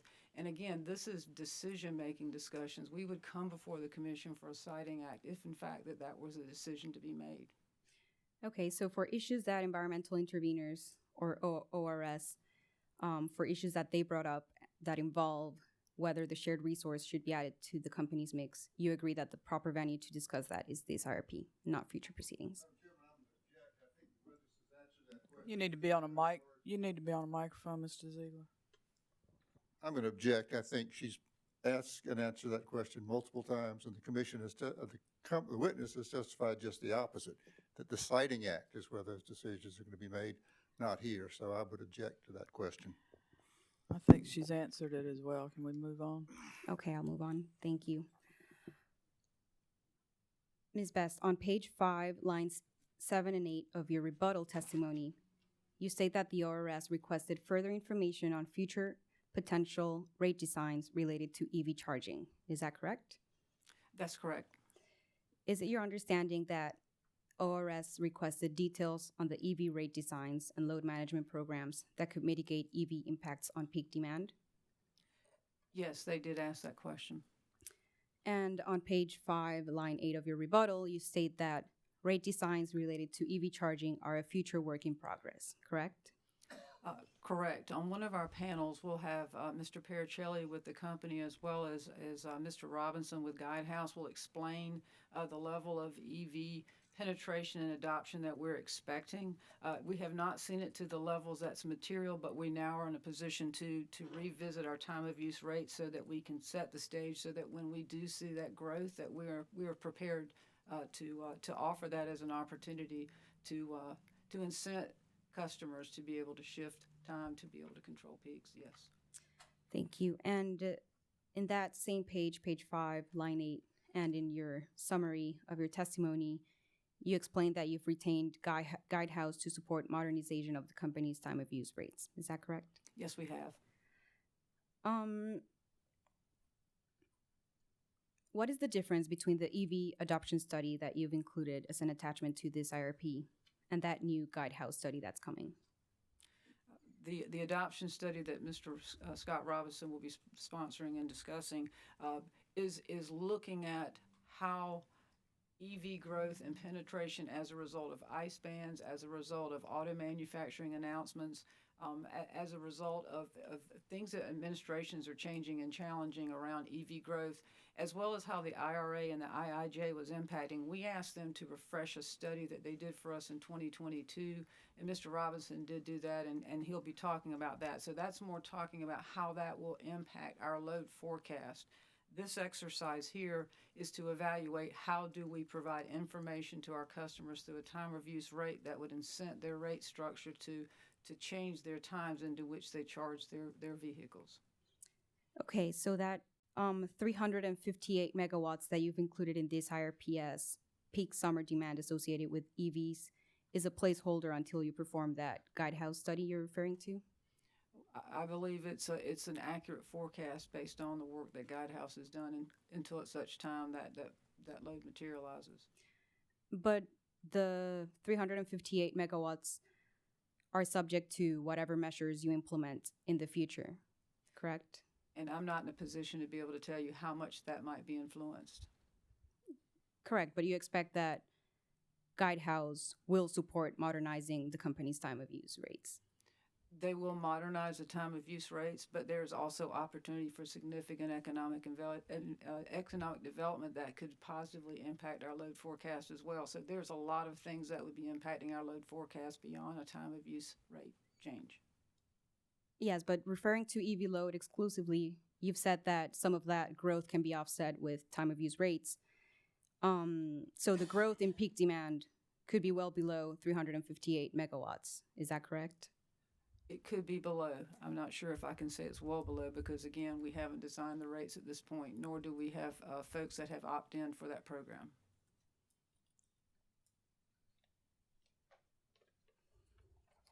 Okay.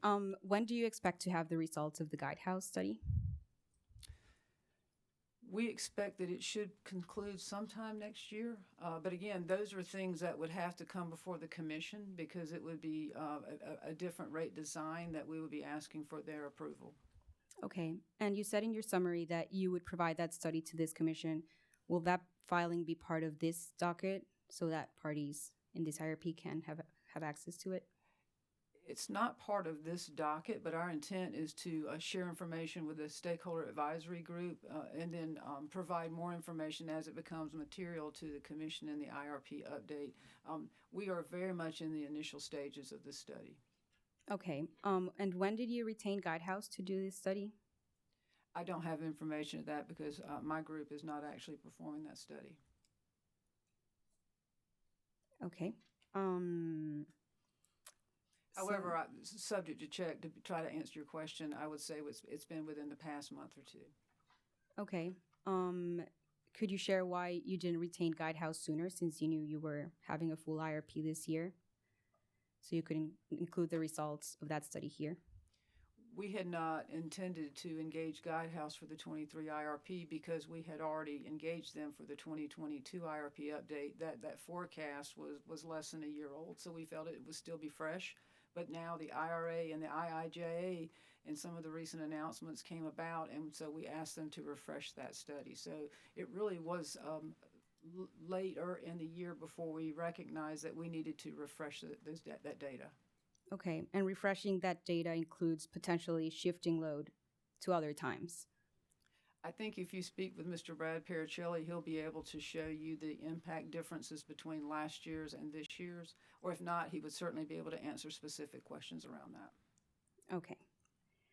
Some final questions, Ms. Best. On page 5, lines 15 to 18 of your rebuttal, you state that you will propose time of use rates when EV penetration becomes more meaningful, and I believe you said that on the stand as well. Is that correct?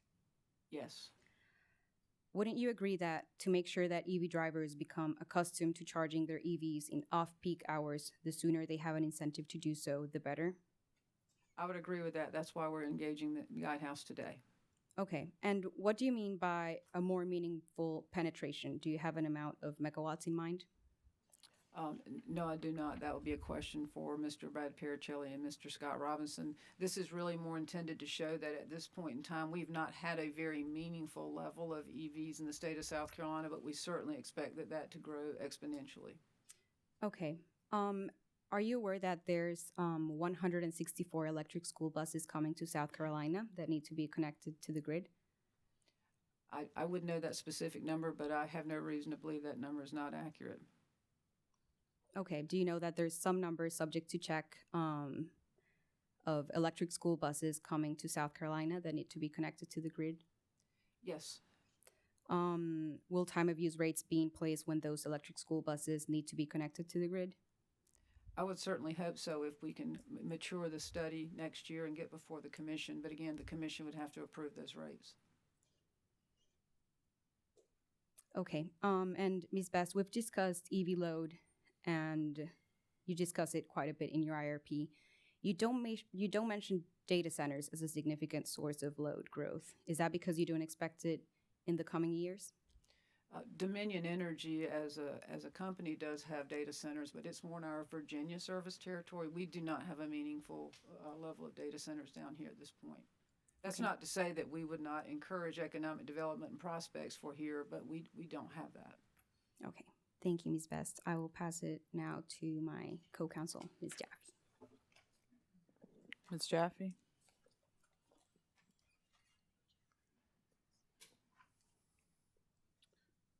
Ms. Jaffe, before you get started, I need to give our court reporter a little break. We've been going on, well, about an hour and 50 minutes, and I just need to let her rest for a second. So let's take a 10-minute break.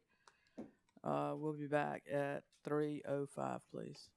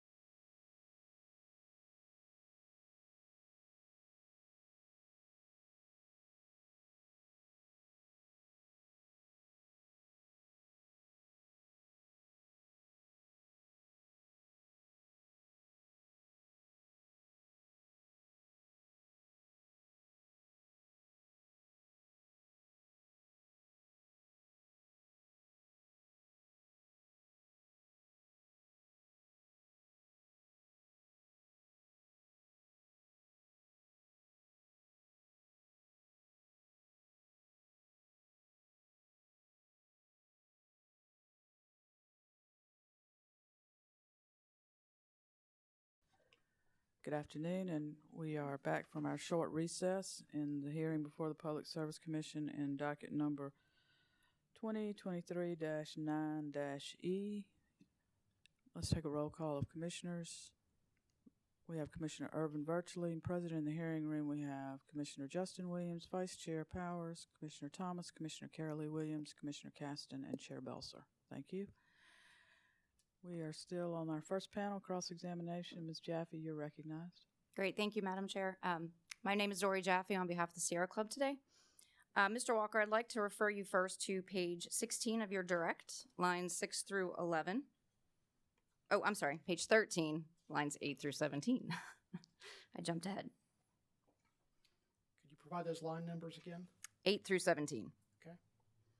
So on page 13, lines 8 through 17, you discuss the 2022 TIA and the 3 cases you evaluated for the replacement of Water E. Is that correct? Yes, and I would encourage you to ask Mr. Parker questions around the specifics around the TIA, as it's his group that conducted the analysis. Yes, I understand that, but it's just pretty simple questions about what's in your direct testimony. So Sure. One of the cases that you evaluated was 100% replacement of Water E with a combination of solar and battery storage. Is that correct? That's correct. And further down on page 13, lines 20 through 21, and it goes on to page 14, you go on to describe the various replacement options for Williams, which consisted of different combinations of large frame CTs, aero CTs, and battery storage. Is that correct? Yes. So unlike Water E in the 2022 TIA, the company did not evaluate 100% replacement of Williams with a combination of solar and storage. Is that correct? Such an evaluation is impractical for reasons that have been outlined in my testimony. Yes, I understand it's impractical, but I'm just asking, did you model that? No. Okay, thank you. So now referring to page 16, lines 6 through 11. You state that the modeling for the IRP showed similar results in terms of cost and reducing carbon emissions for the 2 replacement options for Water E, one of which is a 500 megawatt standalone battery energy storage, and the other is a 262 megawatt large frame CT. Is that correct? I believe you meant to say a 400 megawatt standalone battery at Water E, not 500 megawatt. I did. Yes, thank you. Yes. You go on to conclude that because the results are similar, the company will continue to evaluate its replacement options at Water E. Is that correct? That's correct. So the company is not willing today to tell this commission what its preferred path is for the replacement of Water E?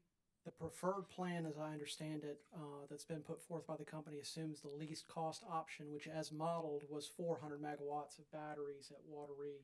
However, as was previously stated, the assumed battery costs that were used in the modeling of the IRP are significantly lower than what's being seen in the market, and it's lower than what's in the most current NREL data, as Mr. Neely can speak to.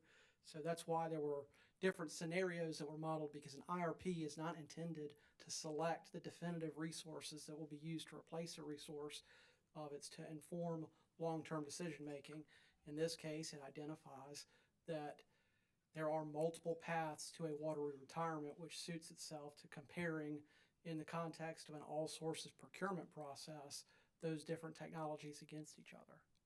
Okay, thank you. And so as you just stated, the modeling shows that there's the 2 different pathways for the Water E replacement, and that allows you to retire the plant ahead of the 2028 Effluent Limitation Guideline, or ELG, compliance deadline. Is that correct? The modeling assumes costs and transmission upgrades from the TIA studies. Whether or not the company would be able to actually retire Water E before the ELG deadline will be a function of whether or not those resources will be available in time to support such a retirement. The availability of those resources would then be defined by a procurement process as proposed by the company. Right, but both of those pathways, pursuant to your testimony on page 16, lines 8, represent pathways to support the retirement of Water E ahead of its ELG compliance deadline. As modeled, yes. Okay. Do you happen to know how much those ELG costs for Water E currently are? I do not. Subject to check, and this is in the coal retirement study on page 48. Does 110 million sound about right? I believe that may have been what was included in the modeling of the retirement study. I would note, as has been seen across virtually every aspect of modeling the past several years with inflationary impacts. There have been cost increases both in the context of replacement resources, but in equipment in general. So a refresh of those costs as we evaluate options with respect to watery retirement and replacement is likely warranted. Okay. But as of the time you did the modeling, it was about 110 million. And then subject to current inflation, that may have changed. That sounds correct. Okay. On pages 18 and 19 of your direct, you discuss the 2023 proposed ELG rule. So you're familiar with this proposed rule, is that correct? Yes. And the EPA back in July of 2021 put out an announcement that they were going to be revising the ELG rule. Is that correct?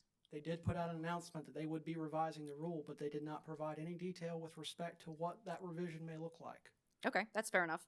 But the company has been aware that at least that was going to happen in the future. Yes, and I'd note for the commission and others listening that the ELG rule has been an evolving rule, and it's been heavily litigated for over 10 years, well over 10 years at this point. So this one announcement by EPA that they were going to modify the rule was modestly unsurprising, but it didn't provide any detail or actionable information which the company could use for decision making.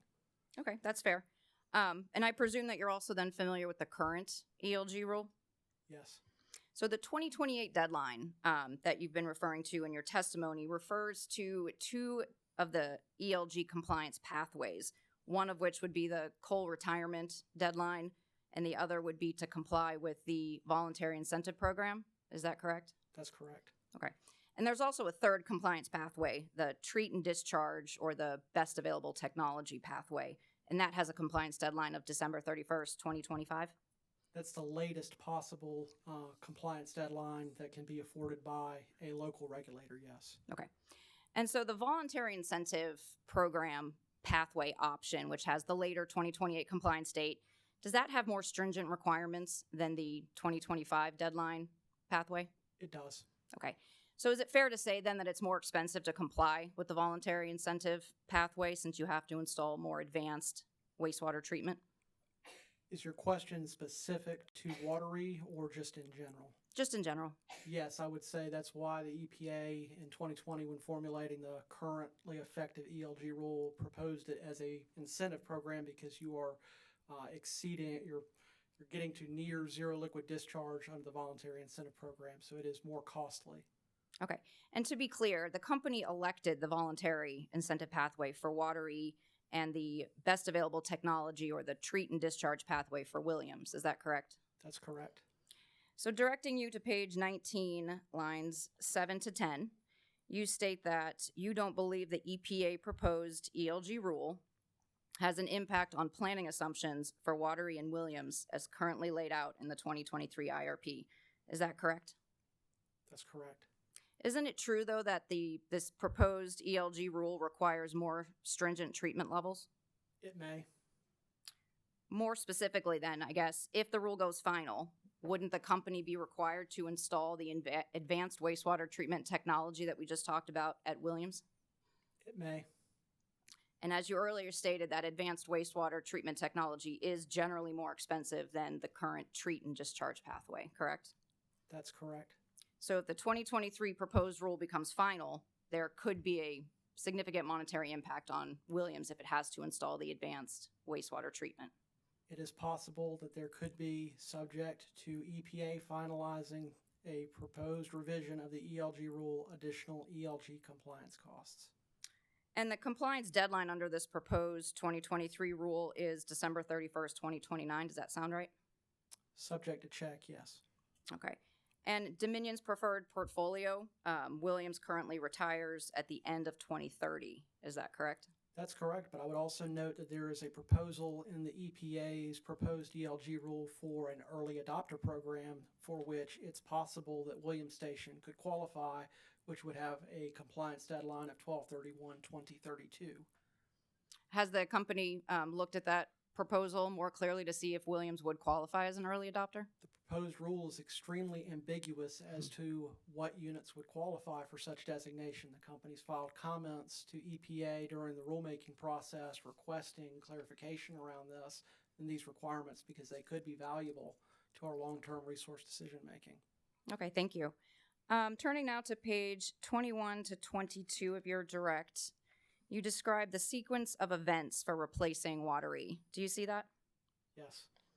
In step 2, you state that to ensure resources are available in advance of the plant's ELG deadlines, initial steps such as design and issuance of RFP may need to begin prior to the adjudication of the IRP. Do you see that? Yes. With approximately $110 million of ratepayer money on the line to comply with the current ELG rule, has the company initiated that step to ensure it can avoid the ELG investment at Water E? The company is working to constructively conclude the first of its kind ERCOT all-source RFP. We believe it's important to complete that process as it will serve as a good foundation for a potential Water E RFP. Does the company believe it's currently on track to meet the deadline to avoid those costs? It's possible. But you can't definitively say yes or no? I can't definitively say yes or no because I don't know what the potential replacement options would be. As we've all seen over the last several years, between inflationary and supply chain impacts, every part of the electric generation transmission system has been impacted by longer lead times for material, for upgrades. It's impossible to say definitively at this point. Okay, fair enough. Now turning to your rebuttal testimony, specifically page 3. Yes, ma'am. On lines 3 through 4, you state that the company began to take deliberate steps to study retirement of Williams and Water E in 2020. Is that correct? That's correct. And further down on that page, lines 20 to 21, carries over onto the next page. You cite order number 2020-832, which, for the record, to be clear, was the final order rejecting the company's 2020 IRP. Is that correct? That's correct. All right. So on these lines, you state that order 2020-832, that the commission ordered the company to complete a retirement study to inform development of its 2022 IRP update and 2023 IRP and to solicit recommendations through a stakeholder process. Is that correct? That's correct.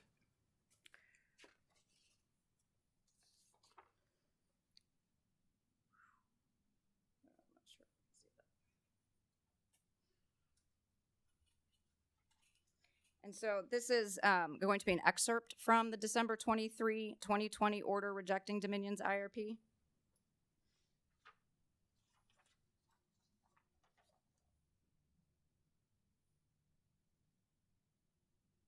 And specifically on page 40, this commission stated with respect to the retirement study in the highlighted section that the company was ordered to perform, while ELG costs themselves are not an issue in this IRP, these costs must be included in any retirement analysis conducted by the company, and a retirement analysis must be conducted prior to making any decisions regarding whether to retrofit the Williams and Water E units to comply with the ELG.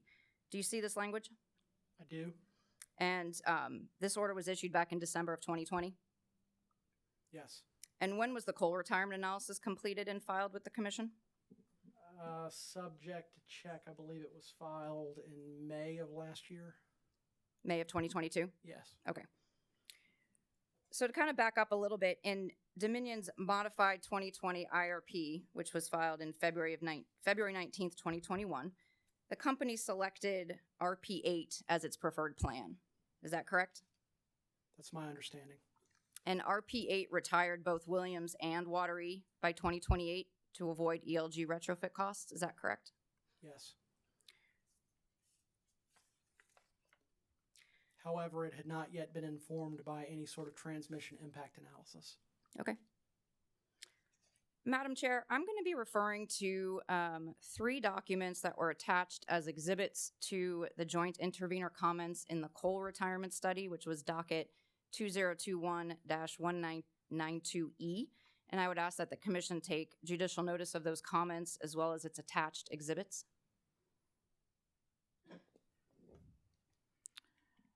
Commission can take judicial notice of documents filed in other dockets and proceedings here at the commission under commission regs, and so we'll take judicial notice of those. Thank you. Can you, it's just the three that were attached to the, can you identify those for me? Yes, I will be. They're going to be Exhibits 5, Exhibit 6, and Exhibit 7. Thank you. So first, I would like to discuss what was attached as Exhibit 5 to the joint intervenor comments, which was a discovery request number 4-7. And it specifically had asked for all reports, presentations, and meeting minutes discussing the timeline and approval process for the ELG compliance project. Now, this will have to be subject to check because unfortunately the presentation itself does not have a date on it. But if the commission would like to refer to page 11, footnote 25 of those joint comments, the title of this presentation was identified as Attachment 2021 ELG Briefing, March 3rd, 2021. So looking at slide 10, Mr. Walker, it appears that in March 2021, which was 3 months after this commission's order rejecting the 2020 IRP, the company told its management team that it was planning the voluntary incentive program compliance route for both Watery and Williams. Is that correct? That sounds correct. Okay. And that meant a compliance deadline of December 31st, 2028, as we've previously discussed, correct? Yes. Okay.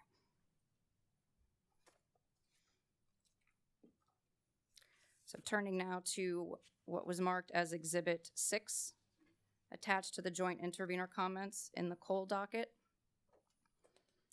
This is a discovery request, response to discovery request 4-7, also asking for the copies of the PowerPoint presentations and company-created discussions on ELG. And again, this PowerPoint was also not dated on the document itself, but it was identified on page 11, footnote 26 of our comments as attachment 2021 ELG briefing 7-20-2021. So looking at this slide, Mr. Walker, under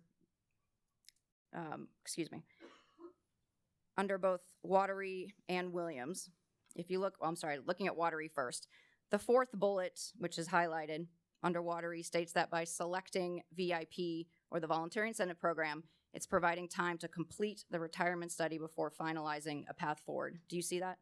Yes. So the plan for Watery in July of 2021 was still to take the voluntary incentive pathway. Is that correct? Because of the optionality that it afforded. Okay, so yes.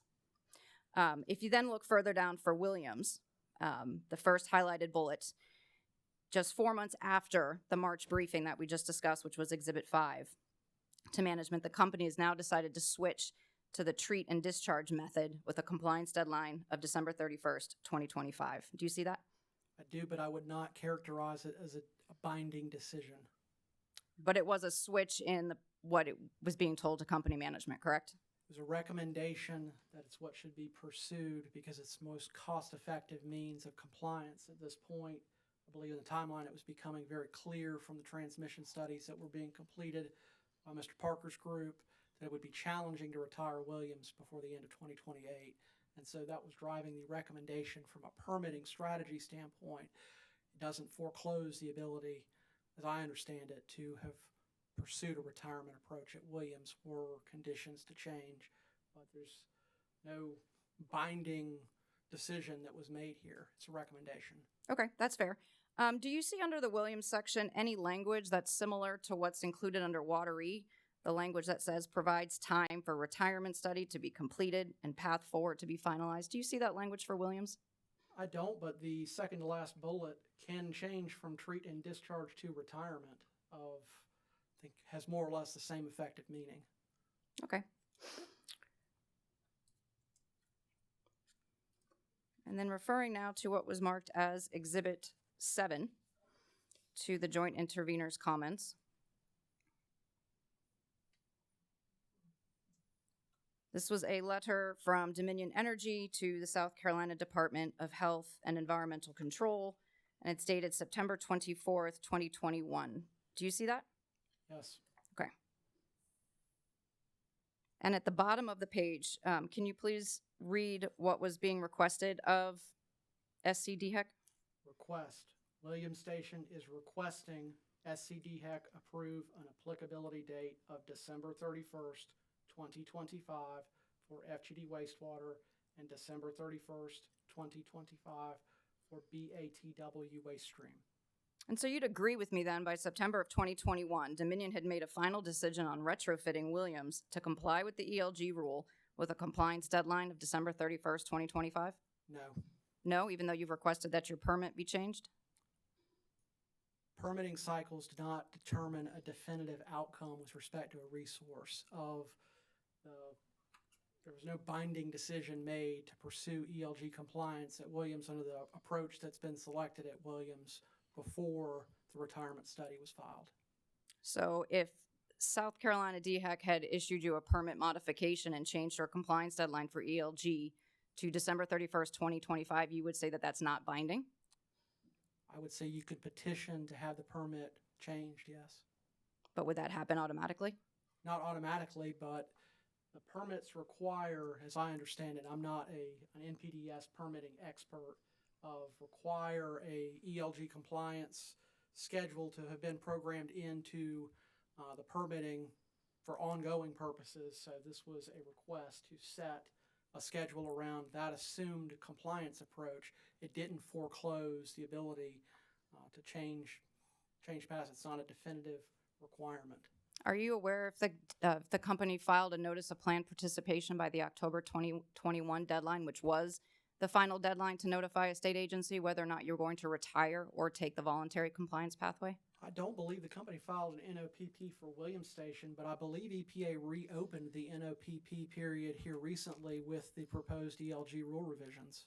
I would not disagree with that, but at the time, so 1 month after this letter was sent, did the company submit a notice of planned participation to retire or choose the VIP option route for Williams?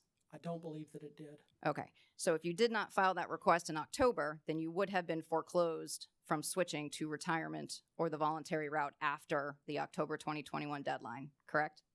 I wouldn't necessarily characterize it that way. If a company with an NPDES permit always has the opportunity to retire a resource before those compliance dates of the approach that's been selected for Williams Station is one based off of proven technology that's currently available today at multiple facilities and is the most cost effective for our customers. Is there an off-ramp, I guess, for lack of a better phrase, in the ELG rule that allows you to switch between the various options? Are you aware of that? With respect to switching from the treat and discharge approach to the VIP approach? Correct. Yes, I believe it's through a notice of planned participation, which, as I understand it, EPA reopened the NOPP window here recently. They did, and hasn't that deadline already passed in June of this year? I'm not sure. I'm not sure I can speak to that. Okay. And so just to kind of get back to this particular exhibit, so in September of 2021, the company reached out to SCDHEC that they wanted to comply with the ELG rule by December 31st, 2025. And can you just remind us again when the coal retirement study was filed? It was filed in May of 2022. Okay, so approximately 8 months before you filed your retirement study, you requested a December 31st, 2025 compliance. Under the permitting regime, yes. Okay. No further questions. Thank you, Ms. Jaffe. Is that all for this panel from? It is, yes. Thank you. Sierra Club.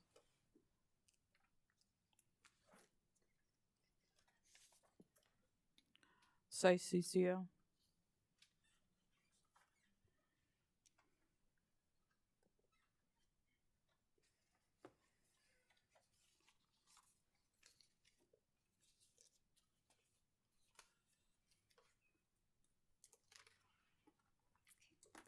Good afternoon.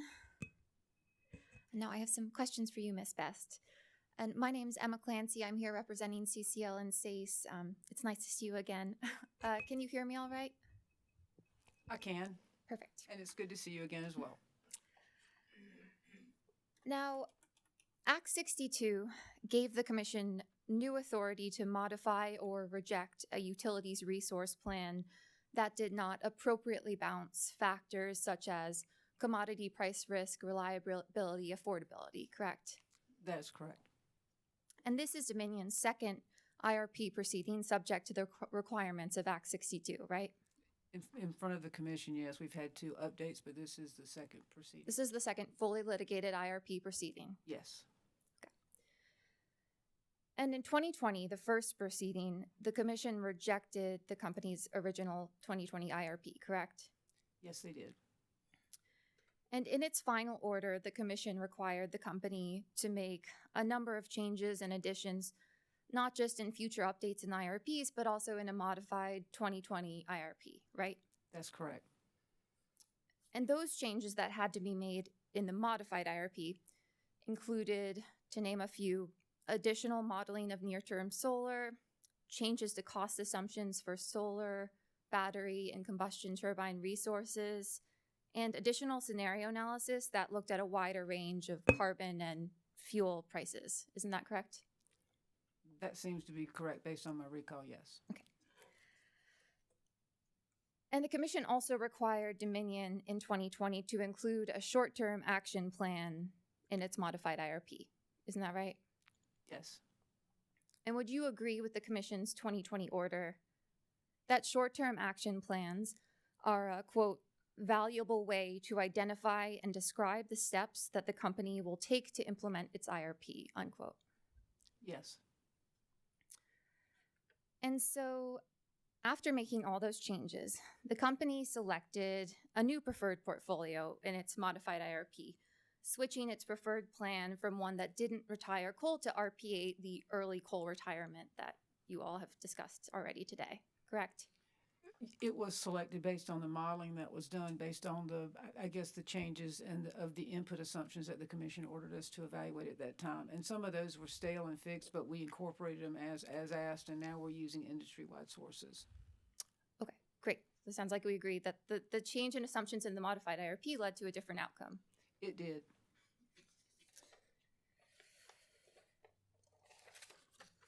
And do you also recall that the company's original preferred plan, RP2, performed poorly under the new assumptions in the modified IRP, ranking 13 out of 14 under most metrics, including cost? Subject to check. I don't have that in front of me. Okay. But I would argue that we have matured that process significantly. And you would agree that the company's selection and the Commission's ultimate approval of RP8 has shaped the company's resource planning since that 2020 docket, since 2021, though, really? I would probably characterize that the coal plants retirement study that we engaged probably is directing more of the decision-making that the company is seeking to do. Not so much the RP8 as it was modeled at the time, because RP8 as it was modeled at the time, as to what Mr. Walker just testified, assumed a 2028 years for Watery and Williams. And so it really wasn't until we had an opportunity to really engage in a comprehensive coal retirement study that I think it really changed the direction to make sure that we're focusing our attention on the things that need to be done. Okay, well, let's simplify that a bit. Sorry for all those words. No, just looking at the company's past 2 IRP updates. In 2021, in the 2021 update, the company selected RP8 as its preferred portfolio.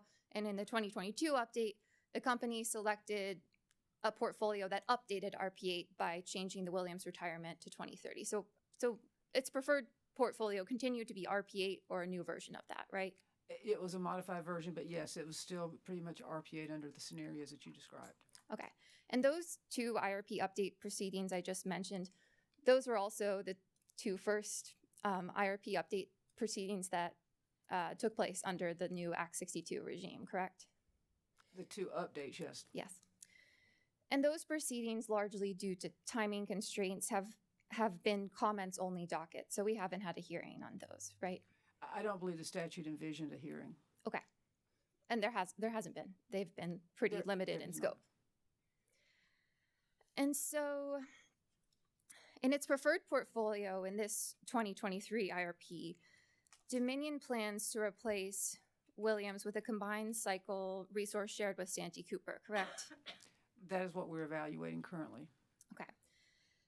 And now, on page 29 through 30 of your direct testimony, it's at the bottom of the page and it goes into the top of 30. I'll give you the line number. Sorry, 1 second. So beginning on page 29, line 20.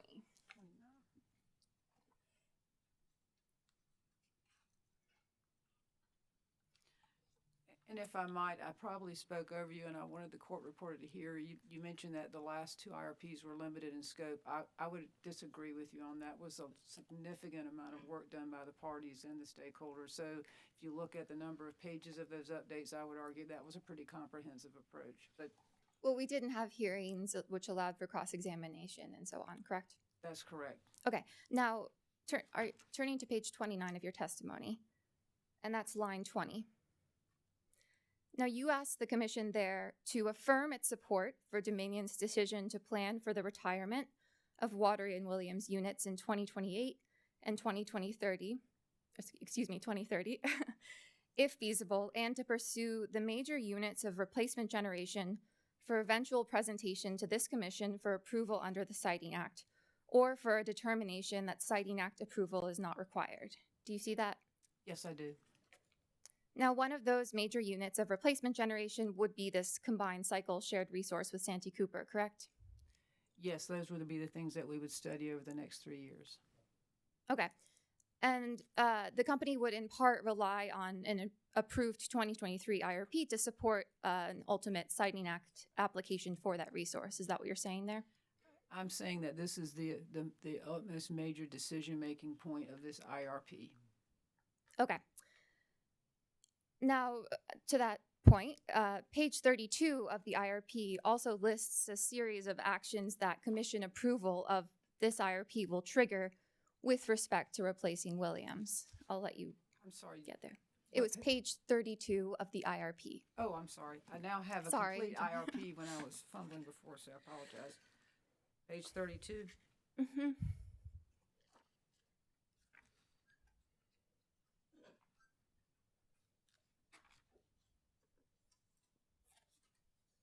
And I'm sorry, it might be I might be working with the old page numbers. But do you see where the IRP lists a series of actions that commission approval of this IRP will trigger? Perfect, we're there. And so those actions that sort of list there, those include, confirming joint development agreements with Santee Cooper, securing firm gas supplies, and executing binding contracts for construction, correct? Yeah, that's the critical path of things that must occur. Okay, that must occur to actually build a gas plant, correct? But it doesn't mean it's a decision that it is going to occur. It's just a path and sequence of what must occur to be successful in actually delivering this power through a joint resource.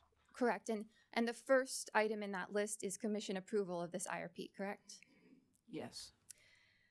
And so the commission's approval of Dominion's preferred plan in this docket would set in motion steps required to build the shared gas plant and could also inform the Siting Act proceeding for that resource, correct? I would characterize it, the Commission's acceptance of this IRP would provide support for us to continue our ongoing discussions that we're having with Santee Cooper to evaluate the resource. It is not definitive that we will build a joint resource, but we are working together to evaluate the benefits. Okay, and you've asked the Commission to affirm that plan to pursue those joint discussions to build a gas plant with Santee Cooper? Yes, we are asking the Commission to support these ongoing discussions. And if you could just turn to page 92 of the IRP.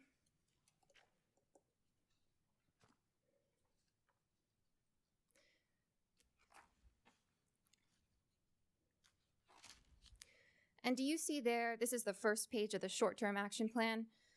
Do you see there the first sentence in the second paragraph, which states, in 2023 and with the support of this commission and ORS, Dominion will need to make critically important decisions concerning the replacement Watery and Williams capacity. Yes, I do see that. Thank you. Now, On page 9 through 10 of your rebuttal, you recommend that the Commission allow the company to make any required changes or corrections in future IRPs or updates, correct? May I turn to that? Yes, just to see sorry. And that was Going 9 back and to forth. 10. I'm sorry. Where was that again? Page 9 through 10 of your rebuttal. Okay.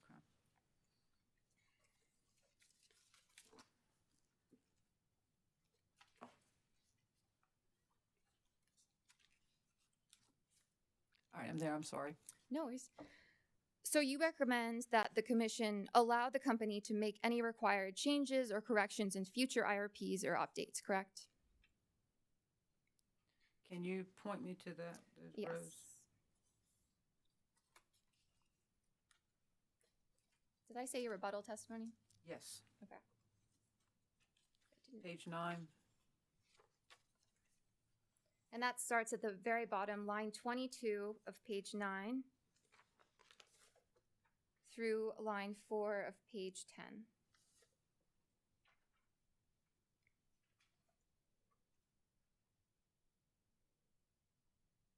Okay, yes, I see that. Okay. So again, you're recommending that the Commission allow updates or corrections to be made in future IRPs or updates, correct? Well, this statement was intended to mean that the IRP should be based on data at the time. When we're looking to make retirement decisions, we're looking to make retirement decisions with technology that we feel is mature and proven.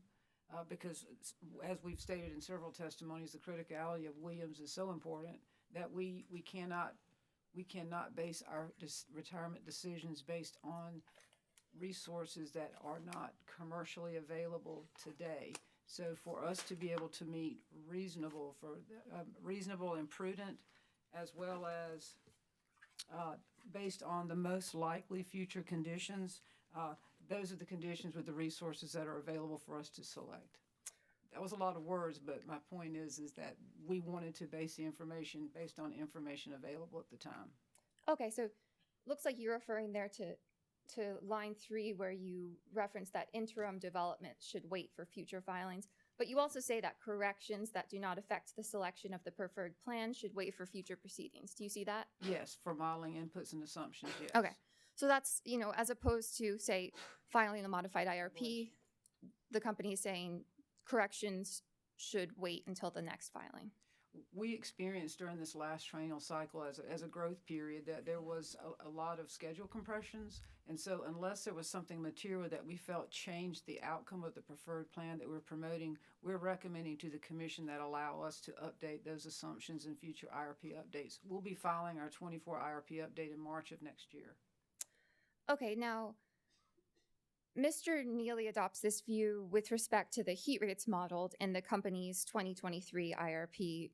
So he agrees that Dominion's IRP models new gas resources with heat rates that are too low, but recommends that it not be corrected until that 2024 IRP update you just mentioned. Are you familiar with that testimony? I do believe that's his testimony. I would encourage you to speak to him on that for the modeling. I won't ask any more details, but are you at least aware that both ORS witness Hayet and witness Stanklick identified that heat rate error in their direct testimony? Yes, and actually during a stakeholder meeting that was brought to our attention in December, but we filed in January. And at the time, we did not think that we had an incorrect, and it wasn't until we received a discovery request that we investigated it further. Okay, and I know that Mr. Neely will speak to this in more detail, but at a broad level, you understand that when heat rates are too low, the IRP will underestimate the amount of fuel costs required for those new gas resources. And I do believe Mr. Neely did quantify that impact for the Commission so that they would understand the materiality was not that significant that would have changed the outcome of the preferred plan. Okay, but you agree with that general relationship? I agree with that relationship, but I also realize that's an input assumption. Yes. Now, fuel costs are passed directly to customers, correct? Yes, that is correct. And in your direct testimony, you asked the Commission to accept the company's 2023 IRP as the most reasonable and prudent basis for procurement decisions over the coming 3-year period, correct? Yes. And that Commission approval would affirm the company's plan to pursue the joint development of a large combined cycle with Santee Cooper, correct? We don't have any costs incurred to that because at this point in time, we're just having ongoing discussions. Okay, but you're asking the commission to accept your IRP, and that decision, that approval would affirm the company's plan to evaluate that further. To evaluate that further, yes. Okay, now, but if the commission approves the 2023 IRP in its current form, wouldn't it be approving a plan that every party in this proceeding agrees models the wrong heat rate and underestimates fuel costs? I would also say that we have understated the cost, or excuse me, the battery costs were not appropriately modeled as well. So I think several of the various modelers who will probably come and be able to speak more eloquently than I on both sides of the party will identify that there are opportunities for improvement in the 2024 IRP, and that's our intention. Okay, it sounds like you're saying yes, though. That was probably a long-winded answer to say yes. Okay.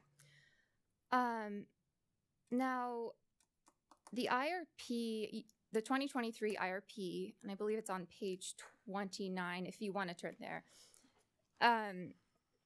states that Dominion and Santee Cooper are evaluating a shared resource of between 1,000 megawatts to 1,400 megawatts, correct? Yes, that, at the time when we put the information in about the memorandum of understanding, that was the language that was included in the memorandum of understanding. Okay, and the shared combined cycle that's modeled in Dominion's preferred plan is 1,325 megawatts. And so Dominion assumes it would receive half of that capacity, or 662.5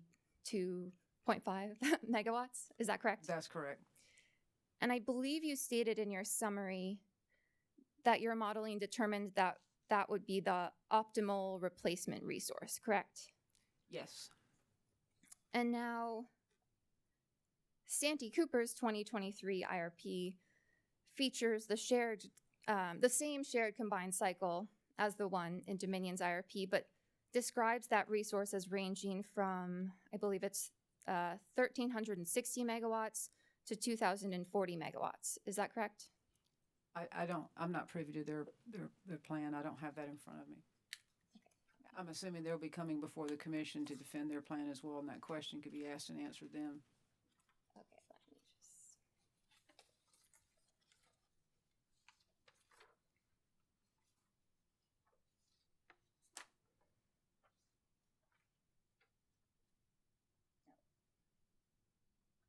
This is from Santee Cooper's IRP, which is filed in docket 2023-154E, and we'd ask the commission to take judicial notice of this document.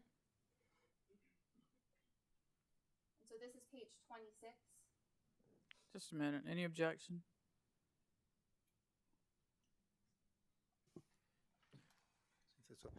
I'm sure we have no problem with you taking notice of that, but we're not sure what probative value it has since Santee Cooper is not part of this. What proceeding. page again was that? I'm on page 26. Page 26 of Santee Cooper's IRP that's been filed? Yes. Thank you. We'll take judicial notice. Great, thank you.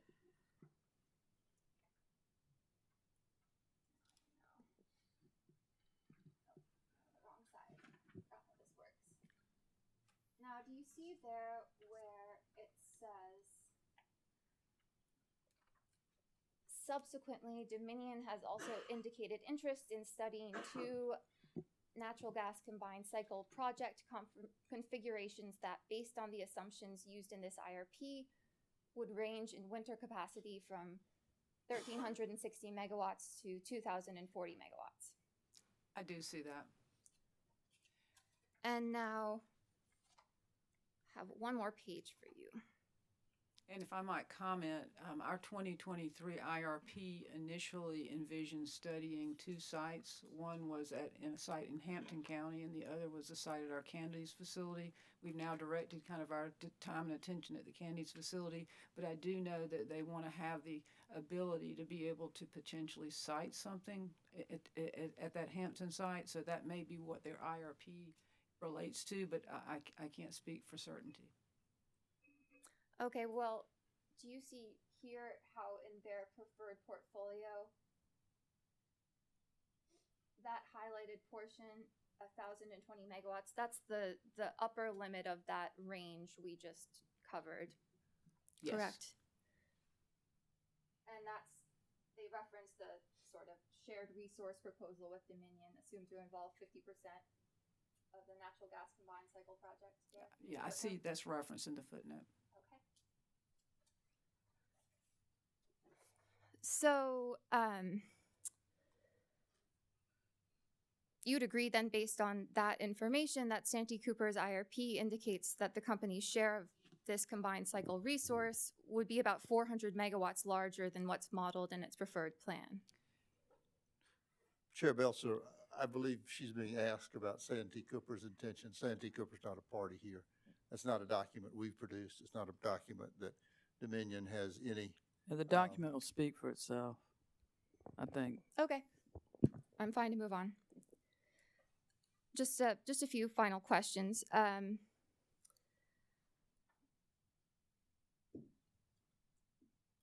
Now, is Dominion currently planning to build a combined cycle that's larger than what's presented in its preferred plan? We are evaluating what we have in our 2023 TIA, and that's what Mr. Parker and his team right now are currently evaluating. Isn't it true that the 2023 TIA evaluates two scenarios that evaluate a 1,300 megawatt combined cycle, and then one scenario that evaluates two 600 megawatt combined cycles? I'm going to defer to Mr. Parker because we did streamline that, if that would be fine. Okay.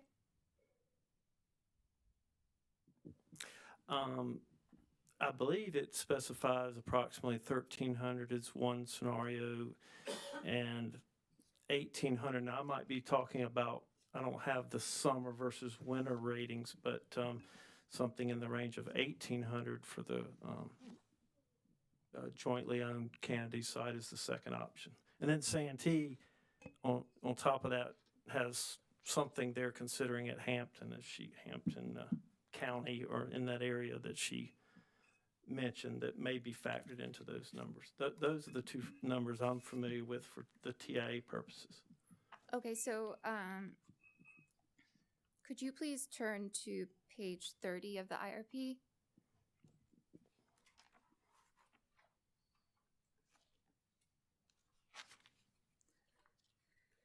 And you see there where it says it's evaluating 1,300 megawatts at Kennedy's, 1,300 megawatts at Hampton, and two 650 CCs at each site? Yes. Okay, thank you. Now,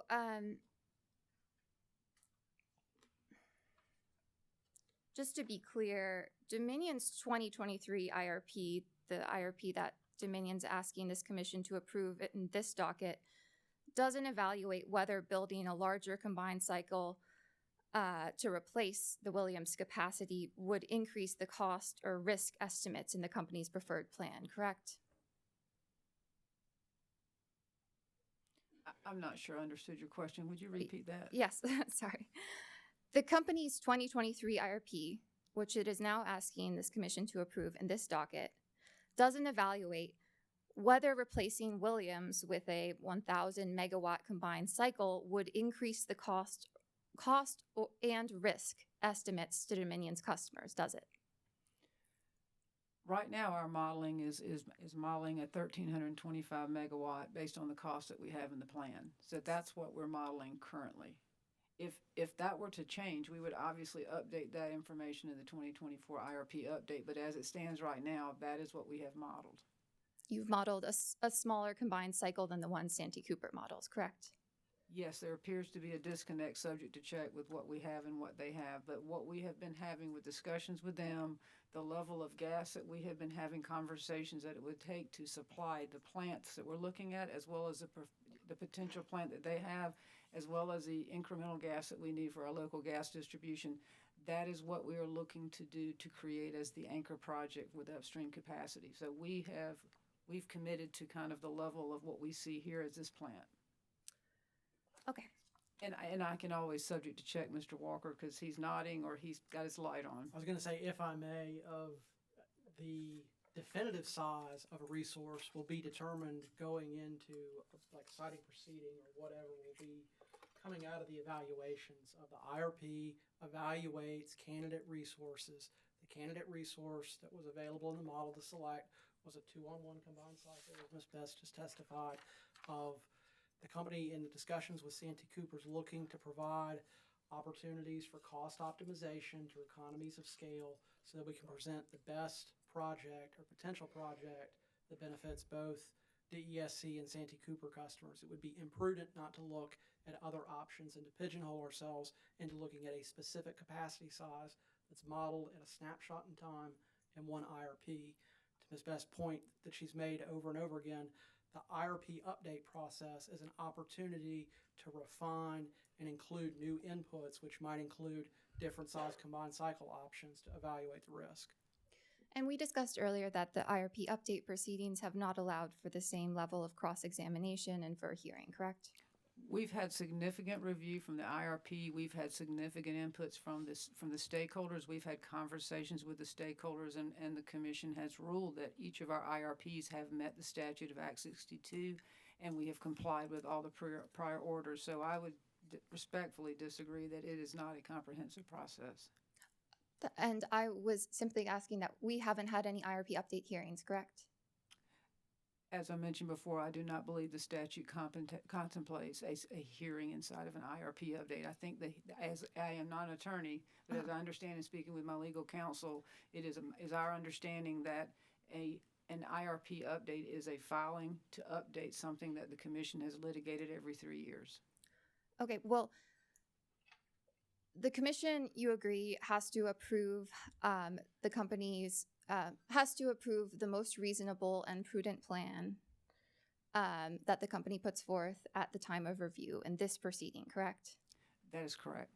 And isn't it true that there's evidence that the company's current IRP underestimates fuel costs and could potentially underestimate the gas bill? I do not think that anything that has been put forth today by any party would change the outcome of the plan that has been as our reference plan. No. Okay, I'll stop there. Thank you for your time. Thank you. Thank you, Ms. Clancy. Sasiba? I believe Mr. Burns has questions. Mr. Burns? Yes, ma'am. Thank you. Most of my questions will be directed to Ms. Best. So I ask y'all to bear with me if my voice disappears in the middle of this. I'm trying to soldier through, but I just have a few questions for Ms. Best. I don't think that the two gentlemen will need to answer any of them, but we'll see. Ms. Best, hello again. You and I think, met a couple of months ago in the prior proceeding on the CPRE docket. You recall? I do, and I am sorry you're feeling under the weather. I'm sorry you weren't here in person for us to be able to talk. Well, I think you're probably glad I'm not there in person. I didn't really want to subject an entire courtroom to this. So, but I thank you for bearing with me. First of all, Ms. Best, you have a long and distinguished career, but you are not and have never been a modeler. Is that right? That is correct. Okay. So to the extent your rebuttal testimony or your testimony here today addressed critiques of DESC's modeling, you're relying on the testimony of others, including the two gentlemen next to you on the panel, right? As it relates to the modeling, I'm deferring to Mr. Neely, but I would say I have decades of experience that's flanking me right now, so it gives me great comfort in responding to these questions. Understood. I'd like to first direct a few questions at the EPA, the proposed EPA Rule 111. Do you know what I'm referring to when I say that? Yes, sir, and I'm thankful that Mr. Walker is sitting beside me. Okay. Well, I want to look at page 20, lines 7 to 9 of your rebuttal testimony.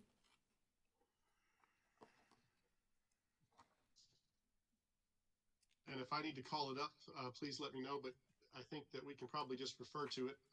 Are you there? Page 20, lines 7 through 9? Yes, sir, I am. You state that it is premature and disruptive to consider the EPA's proposed greenhouse gas rule at this time, correct? Yes, sir. Are you aware that there's an expectation that it could be anywhere from 3 to 5 years before the rule is finalized and is cleared the courts? Subject to check, I wouldn't disagree with you. Okay. Since you testified that it would be premature and disruptive to consider the EPA rule Is it your testimony that it is DESC's intention not to consider that rule for 3 to 5 more years? The characterization of what I meant by disruptive is I believe that there was a request for us to model some things in this current IRP docket in response to this or our rebuttal testimony. And so that was what I meant by that. That's not to say that we're not going to have conversations and stakeholder meetings or even consider anything that we think might be a modeling issue that we need to put into place. Wouldn't you or DESC want to understand the impact of the proposed EPA rule prior to spending any money on a proposed CC or split CC with Santee Cooper? I'm going to defer to Mr. Walker. Mr. Walker? The contemplation of any impacts of the 111 rule would be handled in part through the air permitting process for that future resource. So to Ms. Best's point of this is something that can be considered through the IRP update process as a sensitivity of it's unknown, and it would be imprudent to continue moving forward with potential resource plan changes while this rule goes through the EPA process and potentially through litigation of, as other parties have vehemently stated, they seek to desire changes in the company's resource mix, including coal retirements, of if we were to just sit on the sidelines and wait for these greenhouse gas rules to be figured out before continuing to evolve our plans would be imprudent. I appreciate that response, but wouldn't you also want to evaluate the potential of change to the IRP to adapt to if the greenhouse gas rule goes into effect? And I believe that would Which Ms. Best has testified would be imprudent to do. It would be imprudent to do something in this docket. I think what Ms. Best may be trying to say is it would be imprudent to outright reject the 23 IRP because of this issue. This rule was proposed well after the IRP was filed. Of regulatory developments like this are well suited to be incorporated through the update process. Thank you. Ms. Best, this commission has multiple options here. They could reject it outright, or they could ask DESC to do a little bit more work in certain areas, couldn't they? They've done that in the past. They sure could, and they did in the past, and we saw the compression of the schedules and the level of effort and work that had to be done to reschedule and retool the commission's busy schedules as a result of it. So if this is an action that they so choose to do, then I respect that action. But I believe personally, and based on what the company has put forth, that the only thing that we would recommend to do is to accept this as the most reasonable and prudent. It's very consistent. We have a mature process that is following very similar market scenarios and inputs. There's nothing different in this IRP that we have not put forth in prior IRPs or updates that they have approved. Understood. Is it your testimony that DESC's reference build plan in its proposed IRP is the most reasonable and prudent plan, even though DESC has not considered or evaluated the impact of that EPA rule on a proposed major gas facility? I am saying that the 2023 IRP, which is a snapshot in time based on information known and measurable at the time, was the most reasonable and prudent plan that was put in place. For us to look back and revisit things that have come up since that point in time, in our opinion, is better served in an IRP update, which it will, because by the time the commission rules on this IRP, in 4 months later, we will be filing the next IRP update. We will use the information from the commission's order to better inform the next IRP update. In your summary that you delivered to the commission this morning or this afternoon, you said that the company was, quote, and I believe I've got this right, I wrote it down, was pursuing gas supply resources for the Williams site. Is that correct? Yes, we filed a letter on August 24th of last week in this docket that updated the commission per my rebuttal testimony. Would you agree that the availability of that gas supply is not guaranteed at this point? I would agree that there's risk in the timeline, yes. Okay, and in fact, if it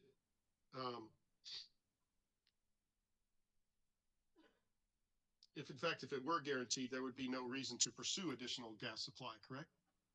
Right now, South Carolina is a state that is constrained, and so we do not have sufficient gas supply, not only to serve any new resources that we're looking to build, but also to promote economic development.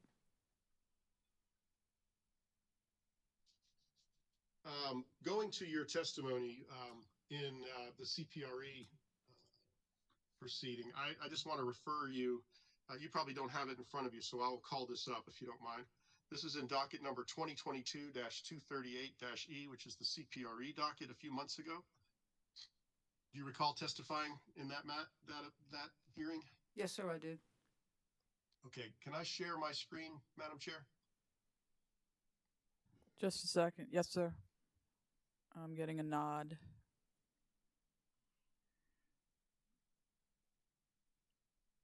I want to make sure you are looking at the same thing that I am trying to show you. It should have at the top with DESC's 2023 proposed IRP. Do you see that? Can you make that just a little bit larger, please? Give me just a second. I'll try to do that. Got a new version of Adobe here. I can't see from on my screen what's showing to you. So it should have at the top of it in line 1 with DESC's 2023 proposed IRP. Can you see that, Ms. Best? Yes, sir, I can. Okay. I'm going to drop down to, this is page 8 of your testimony, lines 3 to 5. And you state, based on DESC's experience with the Urquhart RFP, DESC has learned that it can develop and initiate a competitive procurement in a timely manner to address any projected system need identified in an IRP or an IRP update. Is that correct? Yes, sir. Did I read that well? All right, I'm going to stop sharing and so we can look at each other again.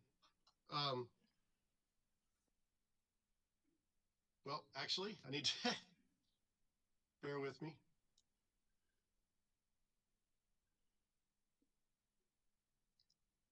Later in that same testimony at line 11 through 15, you state DESC has committed in this docket to implementing a competitive procurement program where 1, it identifies a specific utility need, and 2, a competitive process to fulfill that need is in the public interest. When those 2 factors are satisfied, DESC will develop a competitive procurement program consistent with the recommendations of the ORS. Did I read that correctly? You did. All right. Wouldn't you agree that replacement capacity for Wateree and Williams represents a specific utility need? Yes. Wouldn't you also agree that a competitive procurement process for the replacement of that capacity is in the public interest? I would definitely agree that the competitive procurement for Wateree would be in the company's public interest, but I believe we have previously testified for this particular, well, no, let me correct myself. I probably would agree with you that a competitive procurement program would be in the best interest of the public need. However, we are now engaging in conversations with Santee Cooper that would potentially fall under the Siting Act, which would be another opportunity for us to get in front of the commission for review and approval. So by doing that, you would be foreclosing the opportunity for a competitive procurement process for the market to weigh in as to what would be the best resource to replace those coal facilities, correct? I believe also I do not have my testimony for the competitive procurement in here, so I apologize for this, but my recollection of that is for a replacement of something like the Williams unit. We envision that to fall under the Siting Act, which would be another competitive procurement because any of those replacement resources would have to go out for market bid. But you've determined, have you not, in this IRP, that the most likely and most prudent replacement for Williams is a gas CC, correct? At this time, we're evaluating that as an opportunity from an economies of scale to, if we can lower the cost for our customers and for Santee Cooper's customers, and that we believe that may be the most reasonable and prudent approach. If you did a competitive procurement approach to replacing Williams, wouldn't that resolve any uncertainty and dispute around cost assumptions and availability of gas supply and other issues? I believe when we look to source that unit, we would be doing a competitive procurement because we would be looking for the most cost competitive technology to replace that generation. Would that competitive procurement necessarily include solar and battery and solar plus storage facilities as well? I believe that the Wateree replacement would envision that, and that will be occurring even before the competitive procurement for Williams, if there were to be What about one. the Williams plant, ma'am? I am not speaking right now to how we would source that. Okay. At this time, Madam Chair, I would ask that the panel take judicial notice of Ms. Best's testimony in 2022-238-E, the CPRE docket.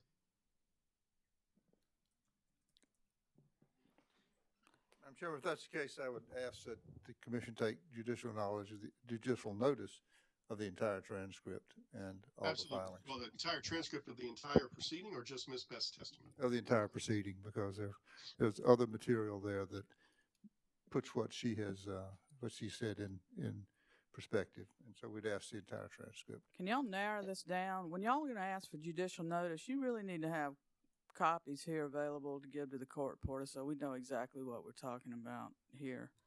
But I apologize, Madam Chair. I would have.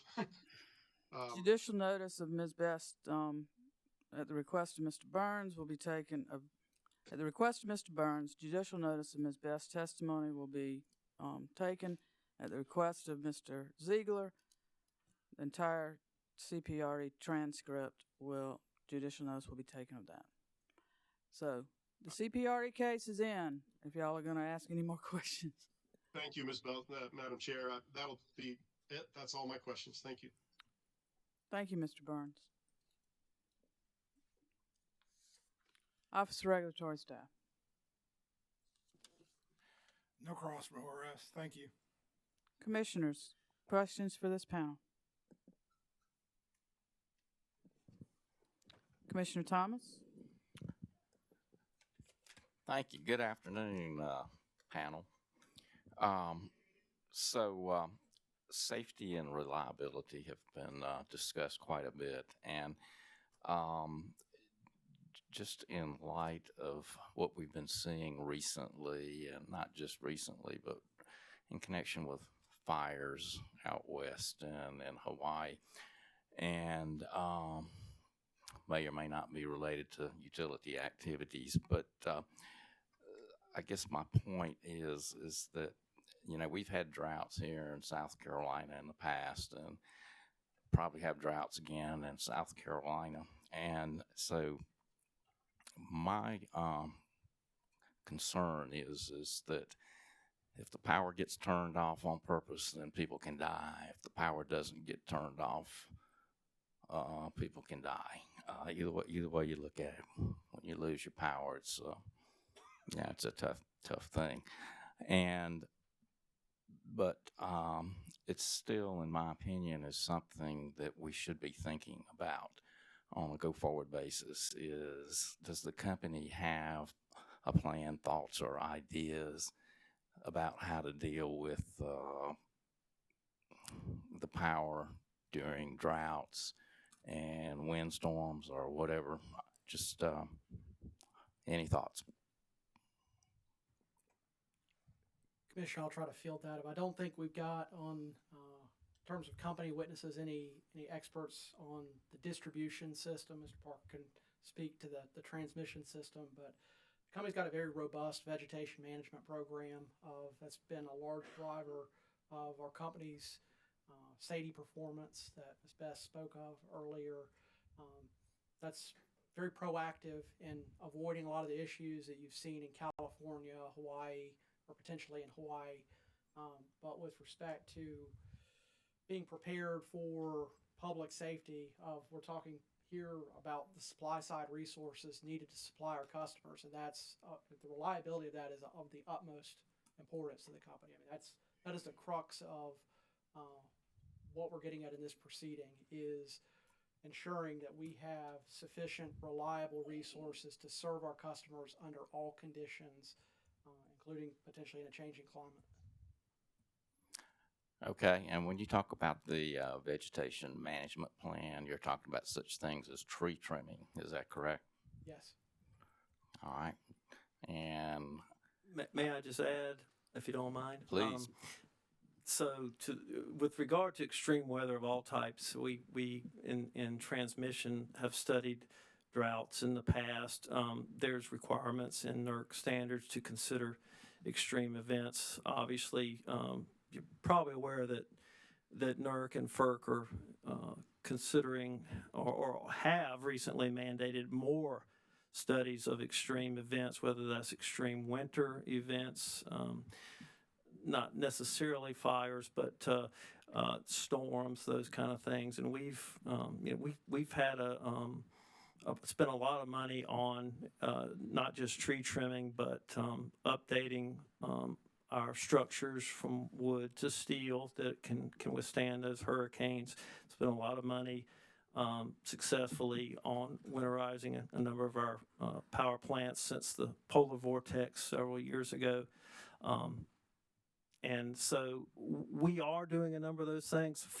Certainly safety is the number one priority, and I've seen that in the news. And certainly in California, talking about fires and vegetation management and forestry management.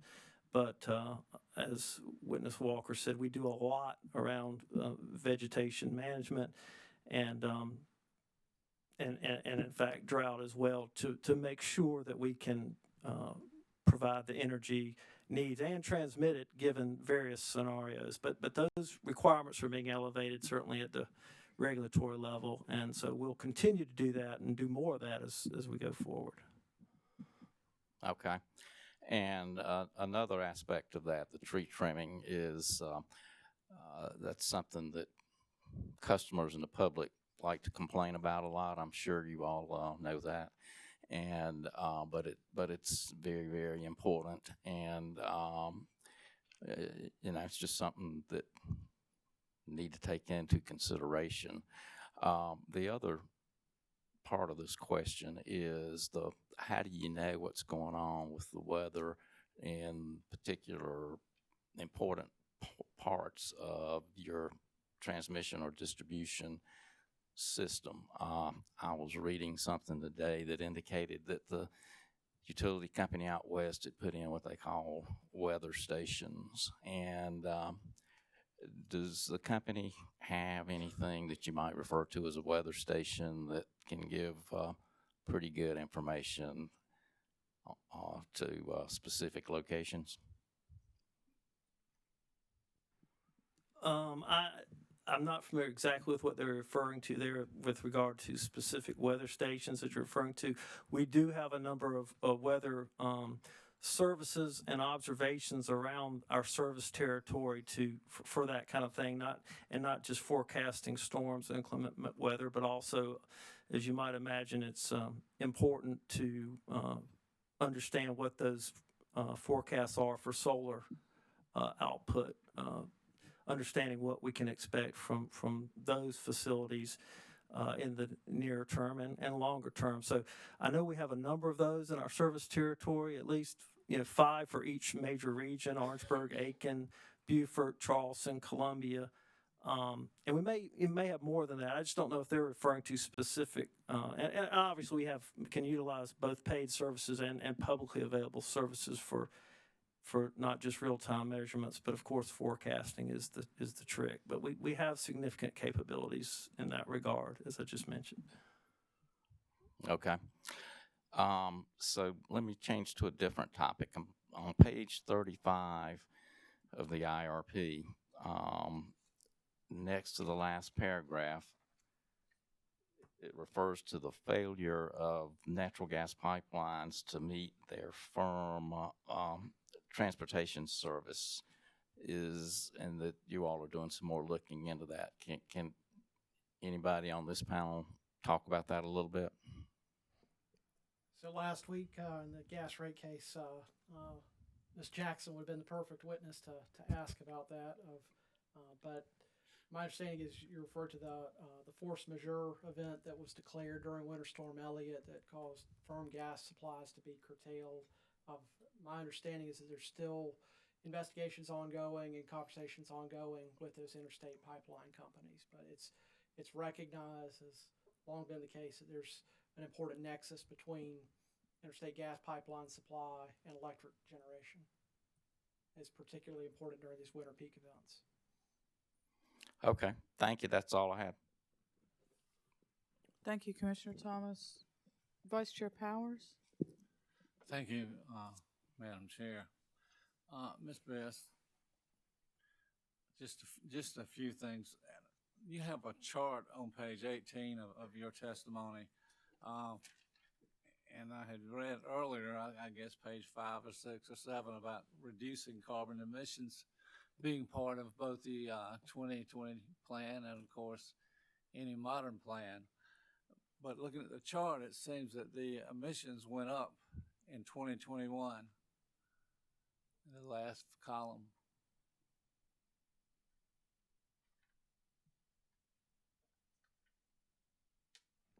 Commissioner, I can probably speak to that. Is your question around why did they go up? Well, I want to know why they went up, and also what would be the 2022 results? Would it be up too as well? I've not seen 2022 data yet but what you're seeing there is a reflection of commodity markets. We saw over the last couple of years the run up in coal and natural gas prices, and there was a period of time where coal dispatch was ahead of gas dispatch. That's largely what drives the emissions reductions that you've seen since 2005 is coal to gas switching. So intra-year with changes in the commodity markets, it's not unexpected. There's modest differences in emission rates. It can also be a function too of the company's maintenance schedules, particularly outages at VC Summer Station. So if that facility's got a refueling outage in 1 year, it's on 18-month cycles. So you're not doing a refueling outage every year. That can lead to a short-term run-up 1 year versus another. Well, you know, this whole IRP thing is new, and Act 62, and it just seems to me if we're starting out and going up would be kind of the opposite of where we want to be. I don't disagree, Commissioner, but if you look in the history of that chart, there's other years where you're down, you're up, you're down, you're up. Like I said, it's a reflection of, in part, the maintenance plan for the company of when major outages are taken on very efficient combined cycle facilities, which a lot of those are for efficiency improvements or maintenance improvements, and the outage schedule for VC Summer Station. All right. Well, but there's a general trajectory of a decline. Okay. Well, it was heading that way. With the tax incentives, the tax credits, and all the things that are coming forward with the investment acts and the IIJA and things, why is none of that shared with the customers?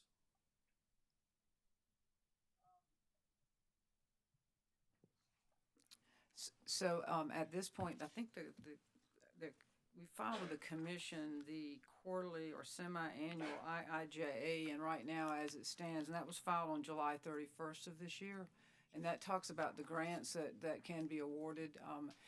We have not received any benefits at that point. That's not to say that we've not filed concept papers and letters of intent. So I believe that will occur. It's just not been awarded at this point in time. Okay. And as far as the IRA from the production tax credits and investment tax credits, I fully believe that at the point in time when we do the watery replacement RFP, there'll be an opportunity from an all-source RFP for any of those projects to bid in, and they would have the opportunity to leverage that benefit.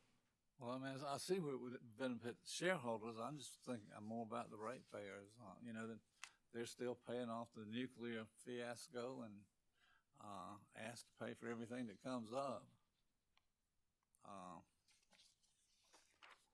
If I may, Commissioner, one of the great parts about the IRA is the transferability of the tax credits.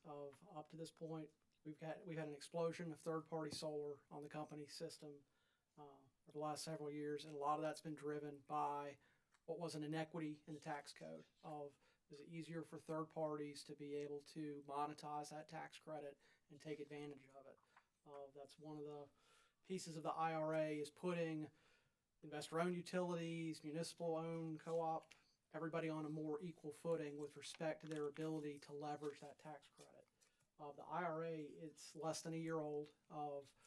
Treasury Department is still issuing guidance. Mr. Neely can speak to it of how it's been incorporated in the modeling. But as the company brings forward either purchase power agreements for third-party projects or for capital projects for facilities that it would intend to self-build that qualify for the benefits of that, it'd be anticipated that those would roll in to the customer's benefit as a reduction in capital costs because of their ability to be claimed as such. They're not going or flowing or assumed to be flowing below the line to shareholder benefit.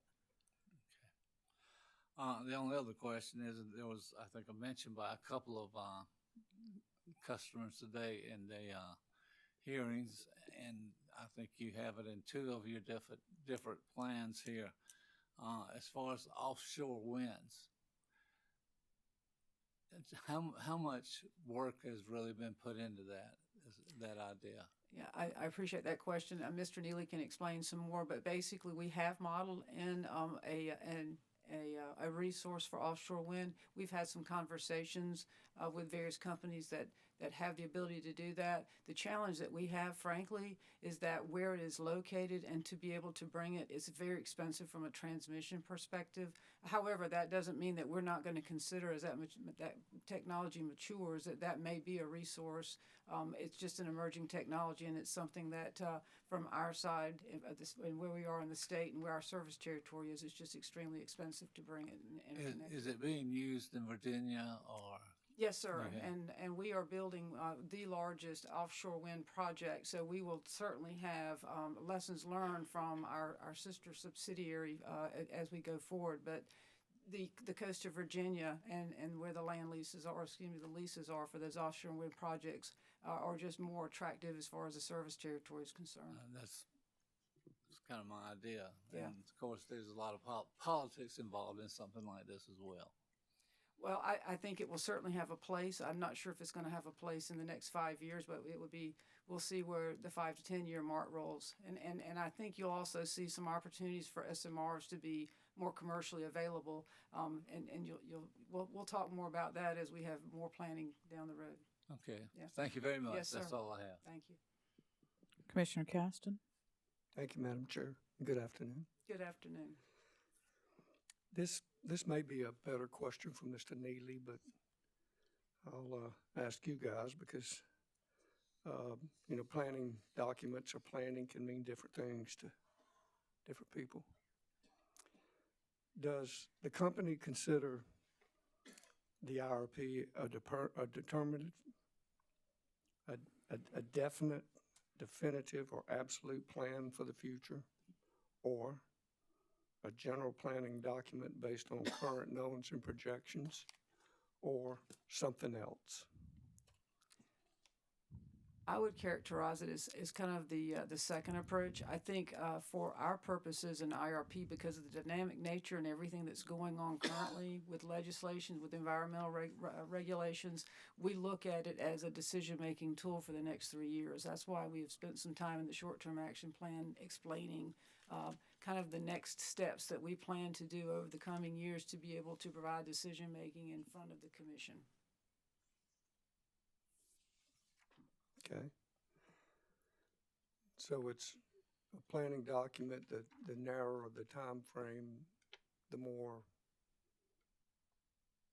understanding, is that what you're saying? The more definitive, but the longer and the further out, the less definitive? That would be my characterization. I would agree.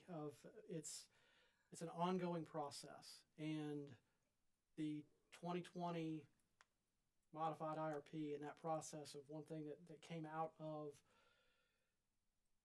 the rejection of the 2020 IRP and conducting the modified, it created a time crunch for the company to sequence those IRP updates. And I think we've spoken quite a bit about that and our concerns around how that frustrates the process for all parties, all stakeholders, because of compressed timelines for stakeholder engagement to review materials.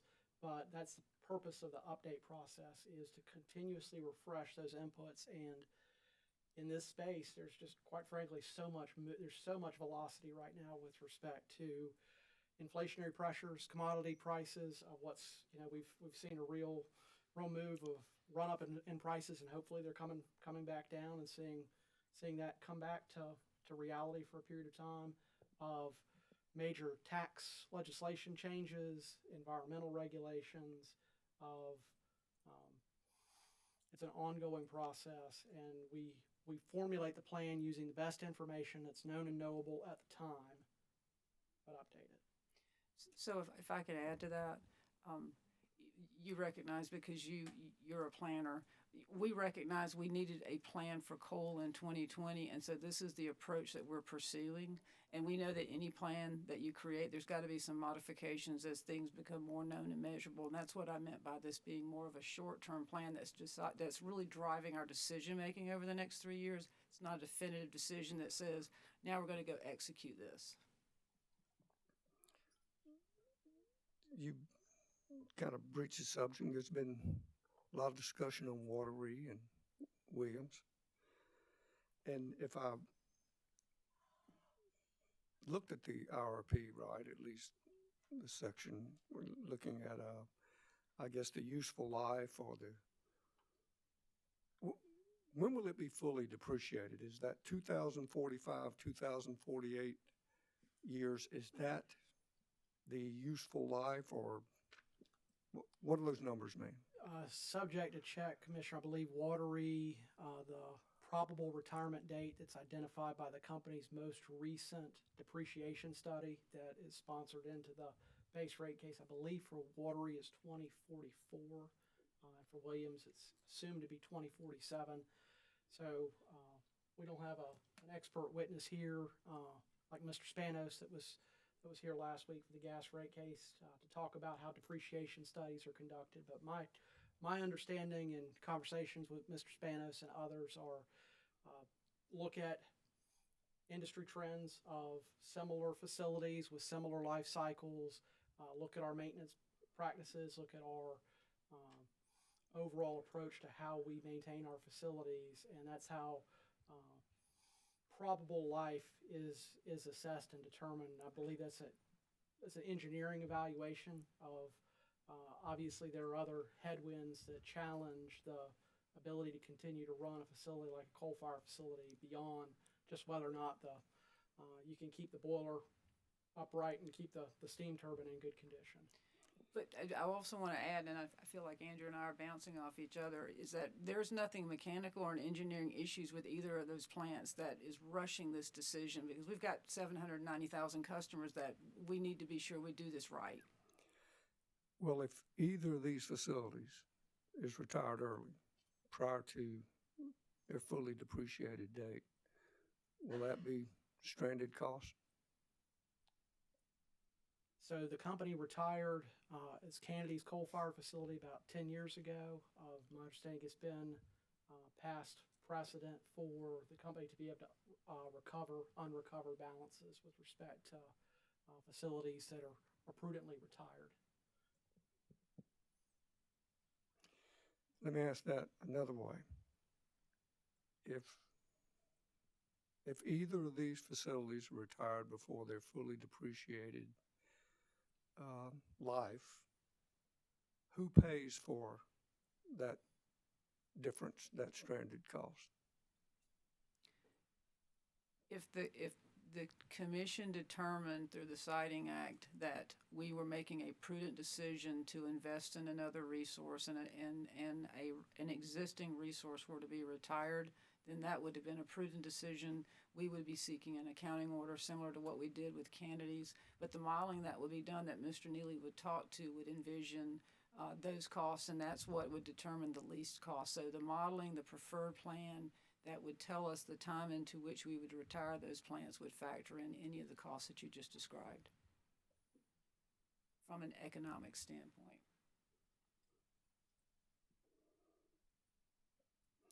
Okay, so you're saying the modeling that Mr. Neely's going to talk about and what this IRP has shown me, because, go ahead. If he's retiring Williams and Wateree prior to it's been fully depreciated, then the revenue stream that he would have assumed, the revenue recovery from that, would have included an amortization period for the remainder of the cost of that capital, subject to check from him. Okay. Well, let me ask this first.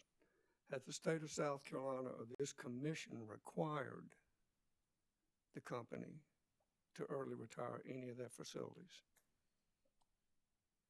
I'm not aware, Commissioner, of there ever having been an order to early retire a facility. So Kennedy's, speak to that because that's the most recent history of, it was a cost-benefit analysis. There was replacement power at a lower cost in the form of the Columbia Energy Center combined cycle facility was essentially sitting idle. And so the company was able to enter into a very attractive purchase power agreement to take power out of that facility before it acquired it. Such that it was in the customer's benefit to do that and retire Kennedy's. Okay, because that kind of leads into my next question or thought.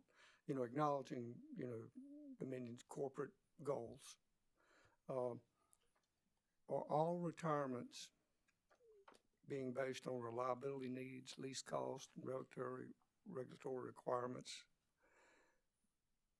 Is that what I'm hearing?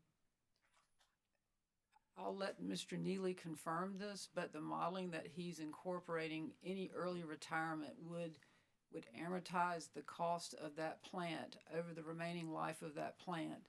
And that would be a prudent decision if deemed by the commission. So that would be considered a prudent retirement because the replacement cost would be cheaper to bring on that new unit than as a lower cost to the customer than it would have been to continue operating the existing unit.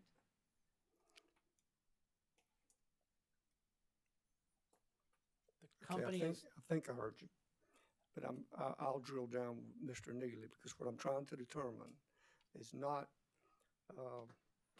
what's going to be scattered out over time, and you know what I'm trying to determine is whatever Dominion does, whichever direction you go, is when all things are weighed and considered.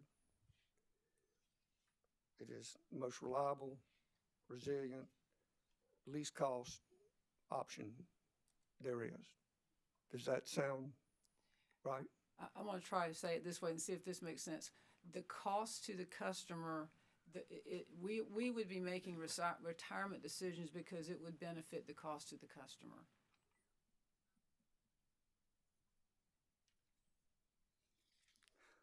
Well, that sounds good sitting here, and if that answers the question I ask, that it is in the best interest of the customer because it would be the least cost and still be reliable. Is that what you're saying? Yes, sir. Commissioner, if I may, one piece of this is there are multiple headwinds against coal as a resource. There have been for some time. So there's known compliance costs now, and there's risk for potential future compliance costs. A great point that's been raised by some of the parties here is around the greenhouse gas rule and potential future CO2 regulations. That's a risk. It's difficult to quantify that risk at times in the IRP space because there's not a CO2 tax, there's not directly assignable dollar value on CO2. There's different sources of data that can be used in making evaluations and determining a prudent plan. But the company's not looking to retire these facilities to meet a corporate goal. We're looking to operate our system prudently to maintain reliability and affordability to our customers, and that may include replacing facilities with lower cost generation resources. Understand. And I guess considering those kind of things, that's one of the purposes or benefits of annual updates. Agree? Yes, sir. Agree with that? Absolutely. So is it possible for corporate enterprise-wide goals, could they result in actions that increase future costs to ratepayers? Kind of as I said before, our decisions to retire these units or any future capital costs would always be evaluated to be what's in the best interest to the South Carolina customers. We're not asking the South Carolina customers to shoulder any burden that was placed on us by any corporate commitment. That's not what's being said here. Thank you. Mr. Parker, I wish I had something, but I have nothing. Thank y'all very much. I appreciate it. Thank you, sir. Commissioner Justin Williams. Thank you, Madam Chair. Panel, I'm going to try to be quick. I see we're getting close to 5 o'clock.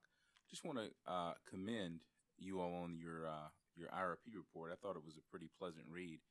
Who's the primary author, or is there one?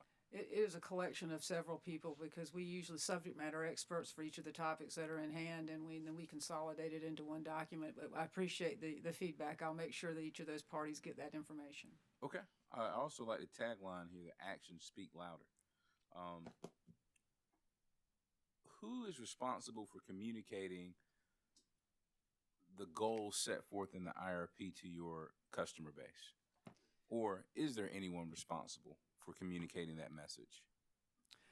We have our media group has the opportunity to put information out. We also make our IRP public on our website as well as to the commission. I think that was a commission requirement, but we still do that. So anyone that has an interest in learning about ours can easily find it on our website.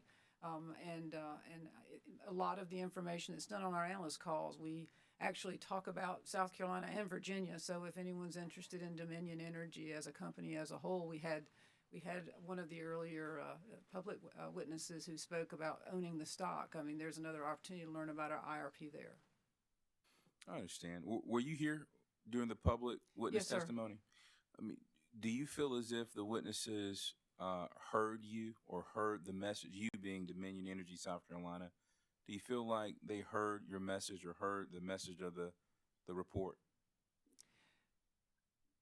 Based on their testimony, obviously you can't testify to what's in their head. But Understood, but if I may speak freely, I believe a lot of those people, and I feel that they, I think some of them are concerned about costs and rates, and the information that we're putting forth is a least cost plan. I don't think they necessarily understand that.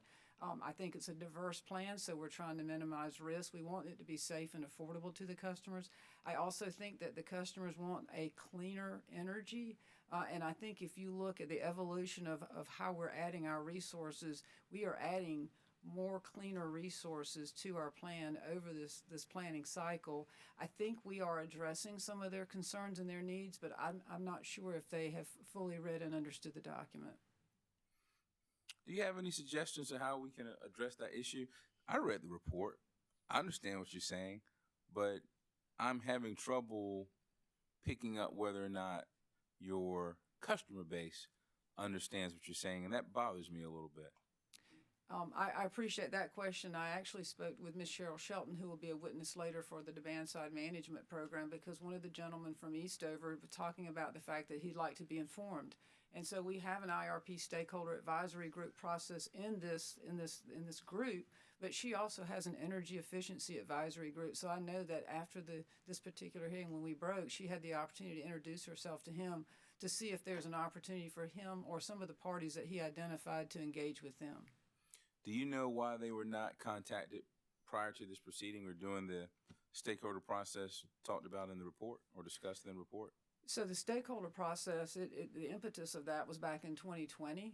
And when what we did, and they're listed in the IRP, we tried to identify representatives from all the customer classes. And so we've got the list of those that were originally invited, but over time, you know, some of the topics get very technical. Our very first two sessions was just on the selection of the Plexus optimization software. So as you can imagine, if you're a person who may not understand exactly what goes inside of a model, that may not be the most interesting information. There's a lot of people out there that have interest either in, you know, advancing solar or reducing coal, but I can't say that we've had representation from each of the classes. We've invited, for example, AARP, but we haven't necessarily had a representative from that group. So it has been in discussions with us that says over the last 3 years, although the IRP has improved, I can't necessarily say that a gentleman that spoke to us earlier would have a seat at the table to participate in some of those discussions. I understand. Do you know if the Lower Richland NAACP was invited to participate in the stakeholder engagement process? Not initially, and I actually took down all the names of those that he identified and that you represented, so I spoke to Ms. Shelton about that as well. Okay, so that's something that you're going to work on now? I think what we need to do is decide what's the best forum and for him to be able to make a difference and for an impact to him, especially since he's a grant writer. And there was a lot of good discussion that he brought forth, and I think that he would have access to the people that really need to understand and possibly could participate in our stakeholders. So we say it's an open forum. It's just we have not necessarily had large representations from some of the other classes. I understand. And if I'm hearing what you're saying, that is something that you and your team, you're going to work on that? I think we definitely need to figure out how do we get those representatives in. Okay. You went through a lot of questioning with my colleague, Commissioner Caston. And, you know, I try not to get above my raising no matter how much education and experience I may have. And the question that I would have stated a little bit differently than Commissioner Caston is, and I think I heard the answer, but I'm just going to try to state it as plainly as I can. Is it more expensive to the ratepayer for you to retire your coal-fired plants earlier than their useful life? The modeling that Mr. Neely's going to show you of those 14 bill plans and how they modeled them, all of those plans suggested that the modeling of that retirement of Williams earlier than its end of life would be more economical. Now, we are evaluating 2 plans in there that takes it to 2047, but that's just to really evaluate kind of the modeling. But the cost itself, I believe, is the least cost is the reference case, and there are tables that Mr. Neely can support that explains that. But yes, it would be more cost effective to the customer for us to retire Williams based on the information that we modeled. Understood. Thank you. Yes, sir. And so when it comes to the obstacles in place for using coal, I understand them. I'm well aware of them. I just want to throw a little hypothetical out there to your team. Are you familiar with China's Belt and Roads Initiative? Have you ever heard of that? I personally am not. I've heard of it, yes. Okay. So let's just say something happens in our country where the obstacles that exist today when it comes to coal no longer exist, and the economics of using coal and the regulatory obstacles or issues associated with using coal no longer exist. Would Dominion be interested in using coal as an electricity generation resource again? I'll speak first, and I'll let one of my other 2 members on the panel add in if they'd like. The zero carbon cost plan was kind of assumed that there would not be any kind of cost penalty or some kind of social cost of carbon assigned to that. So we did evaluate that plan. Like I said, we've had, and it was in my testimony, there's been no issues that we have with our coal plants.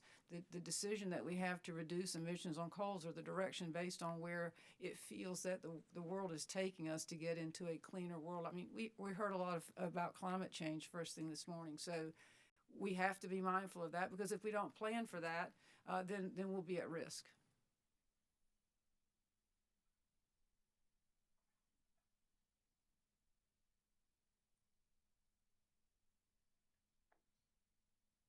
So that sounds like a no.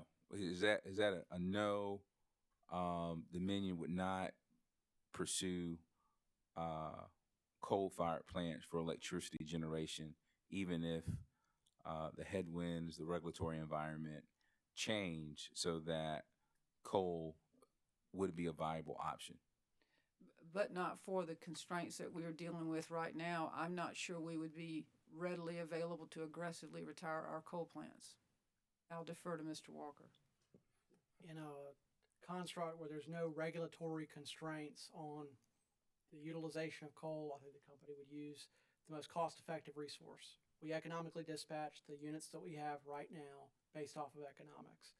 Of if the long-term regulatory trends were such that it favored one resource over another, we would utilize the most cost-effective resource for our customers.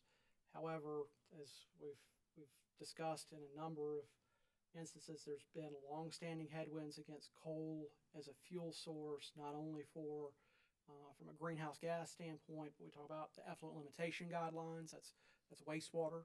There was discussion around some of the other regulations of cooling water. I think brought up Commissioner Thomas hit on it with droughts. So that's been something that's been of concern, is the impacts of thermal generation, of there's any number of things that have stacked the deck against coal for some time, but there's no decision to go against coal just because we don't like the resource. We like what's most cost effective and reliable and affordable for our customers.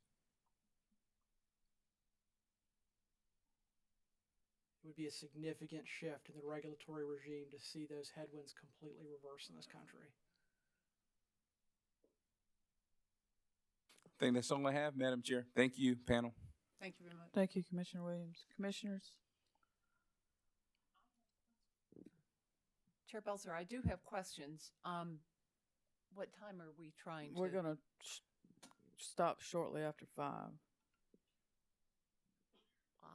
Or do you think you're going to take more than 10 or 15 minutes? Could? I could, but I could just. Okay. You want me to go? Okay. Ms. Best, I think these are for you, but if somebody else feels better about answering it, that's fine too. The Williams capacity factor has seemed to have decreased over the past few years based on the information in the report. Is that correct? Commissioner, I'll take that one. Yes, I believe it's reduced, and a large driver of that is improvements in the ability of the plant to operate at lower loads. So as we've expanded flexibility for the unit, that's allowed it to operate at lower loads for continuous basis, and then other resources can fill in around it, be it solar or natural gas. Well, I just wasn't. Has that been considered a base load plant, or is that a plant that has been utilized in other ways? So on the company system right now, the resources we have, there's really truly only one baseload resource on the system. VC Summer? It's VC Summer. Okay. Everything else is to some extent load following or dispatched off of economics of the construct of base load just really doesn't fit because there's just so few resources that truly run base load these days. It's just nuclear plants. Well, and to that extent, the watery capacity has gone down too, but there have been some issues with the watery units with repairs or issues like that needing repairs. Is that correct? Yes.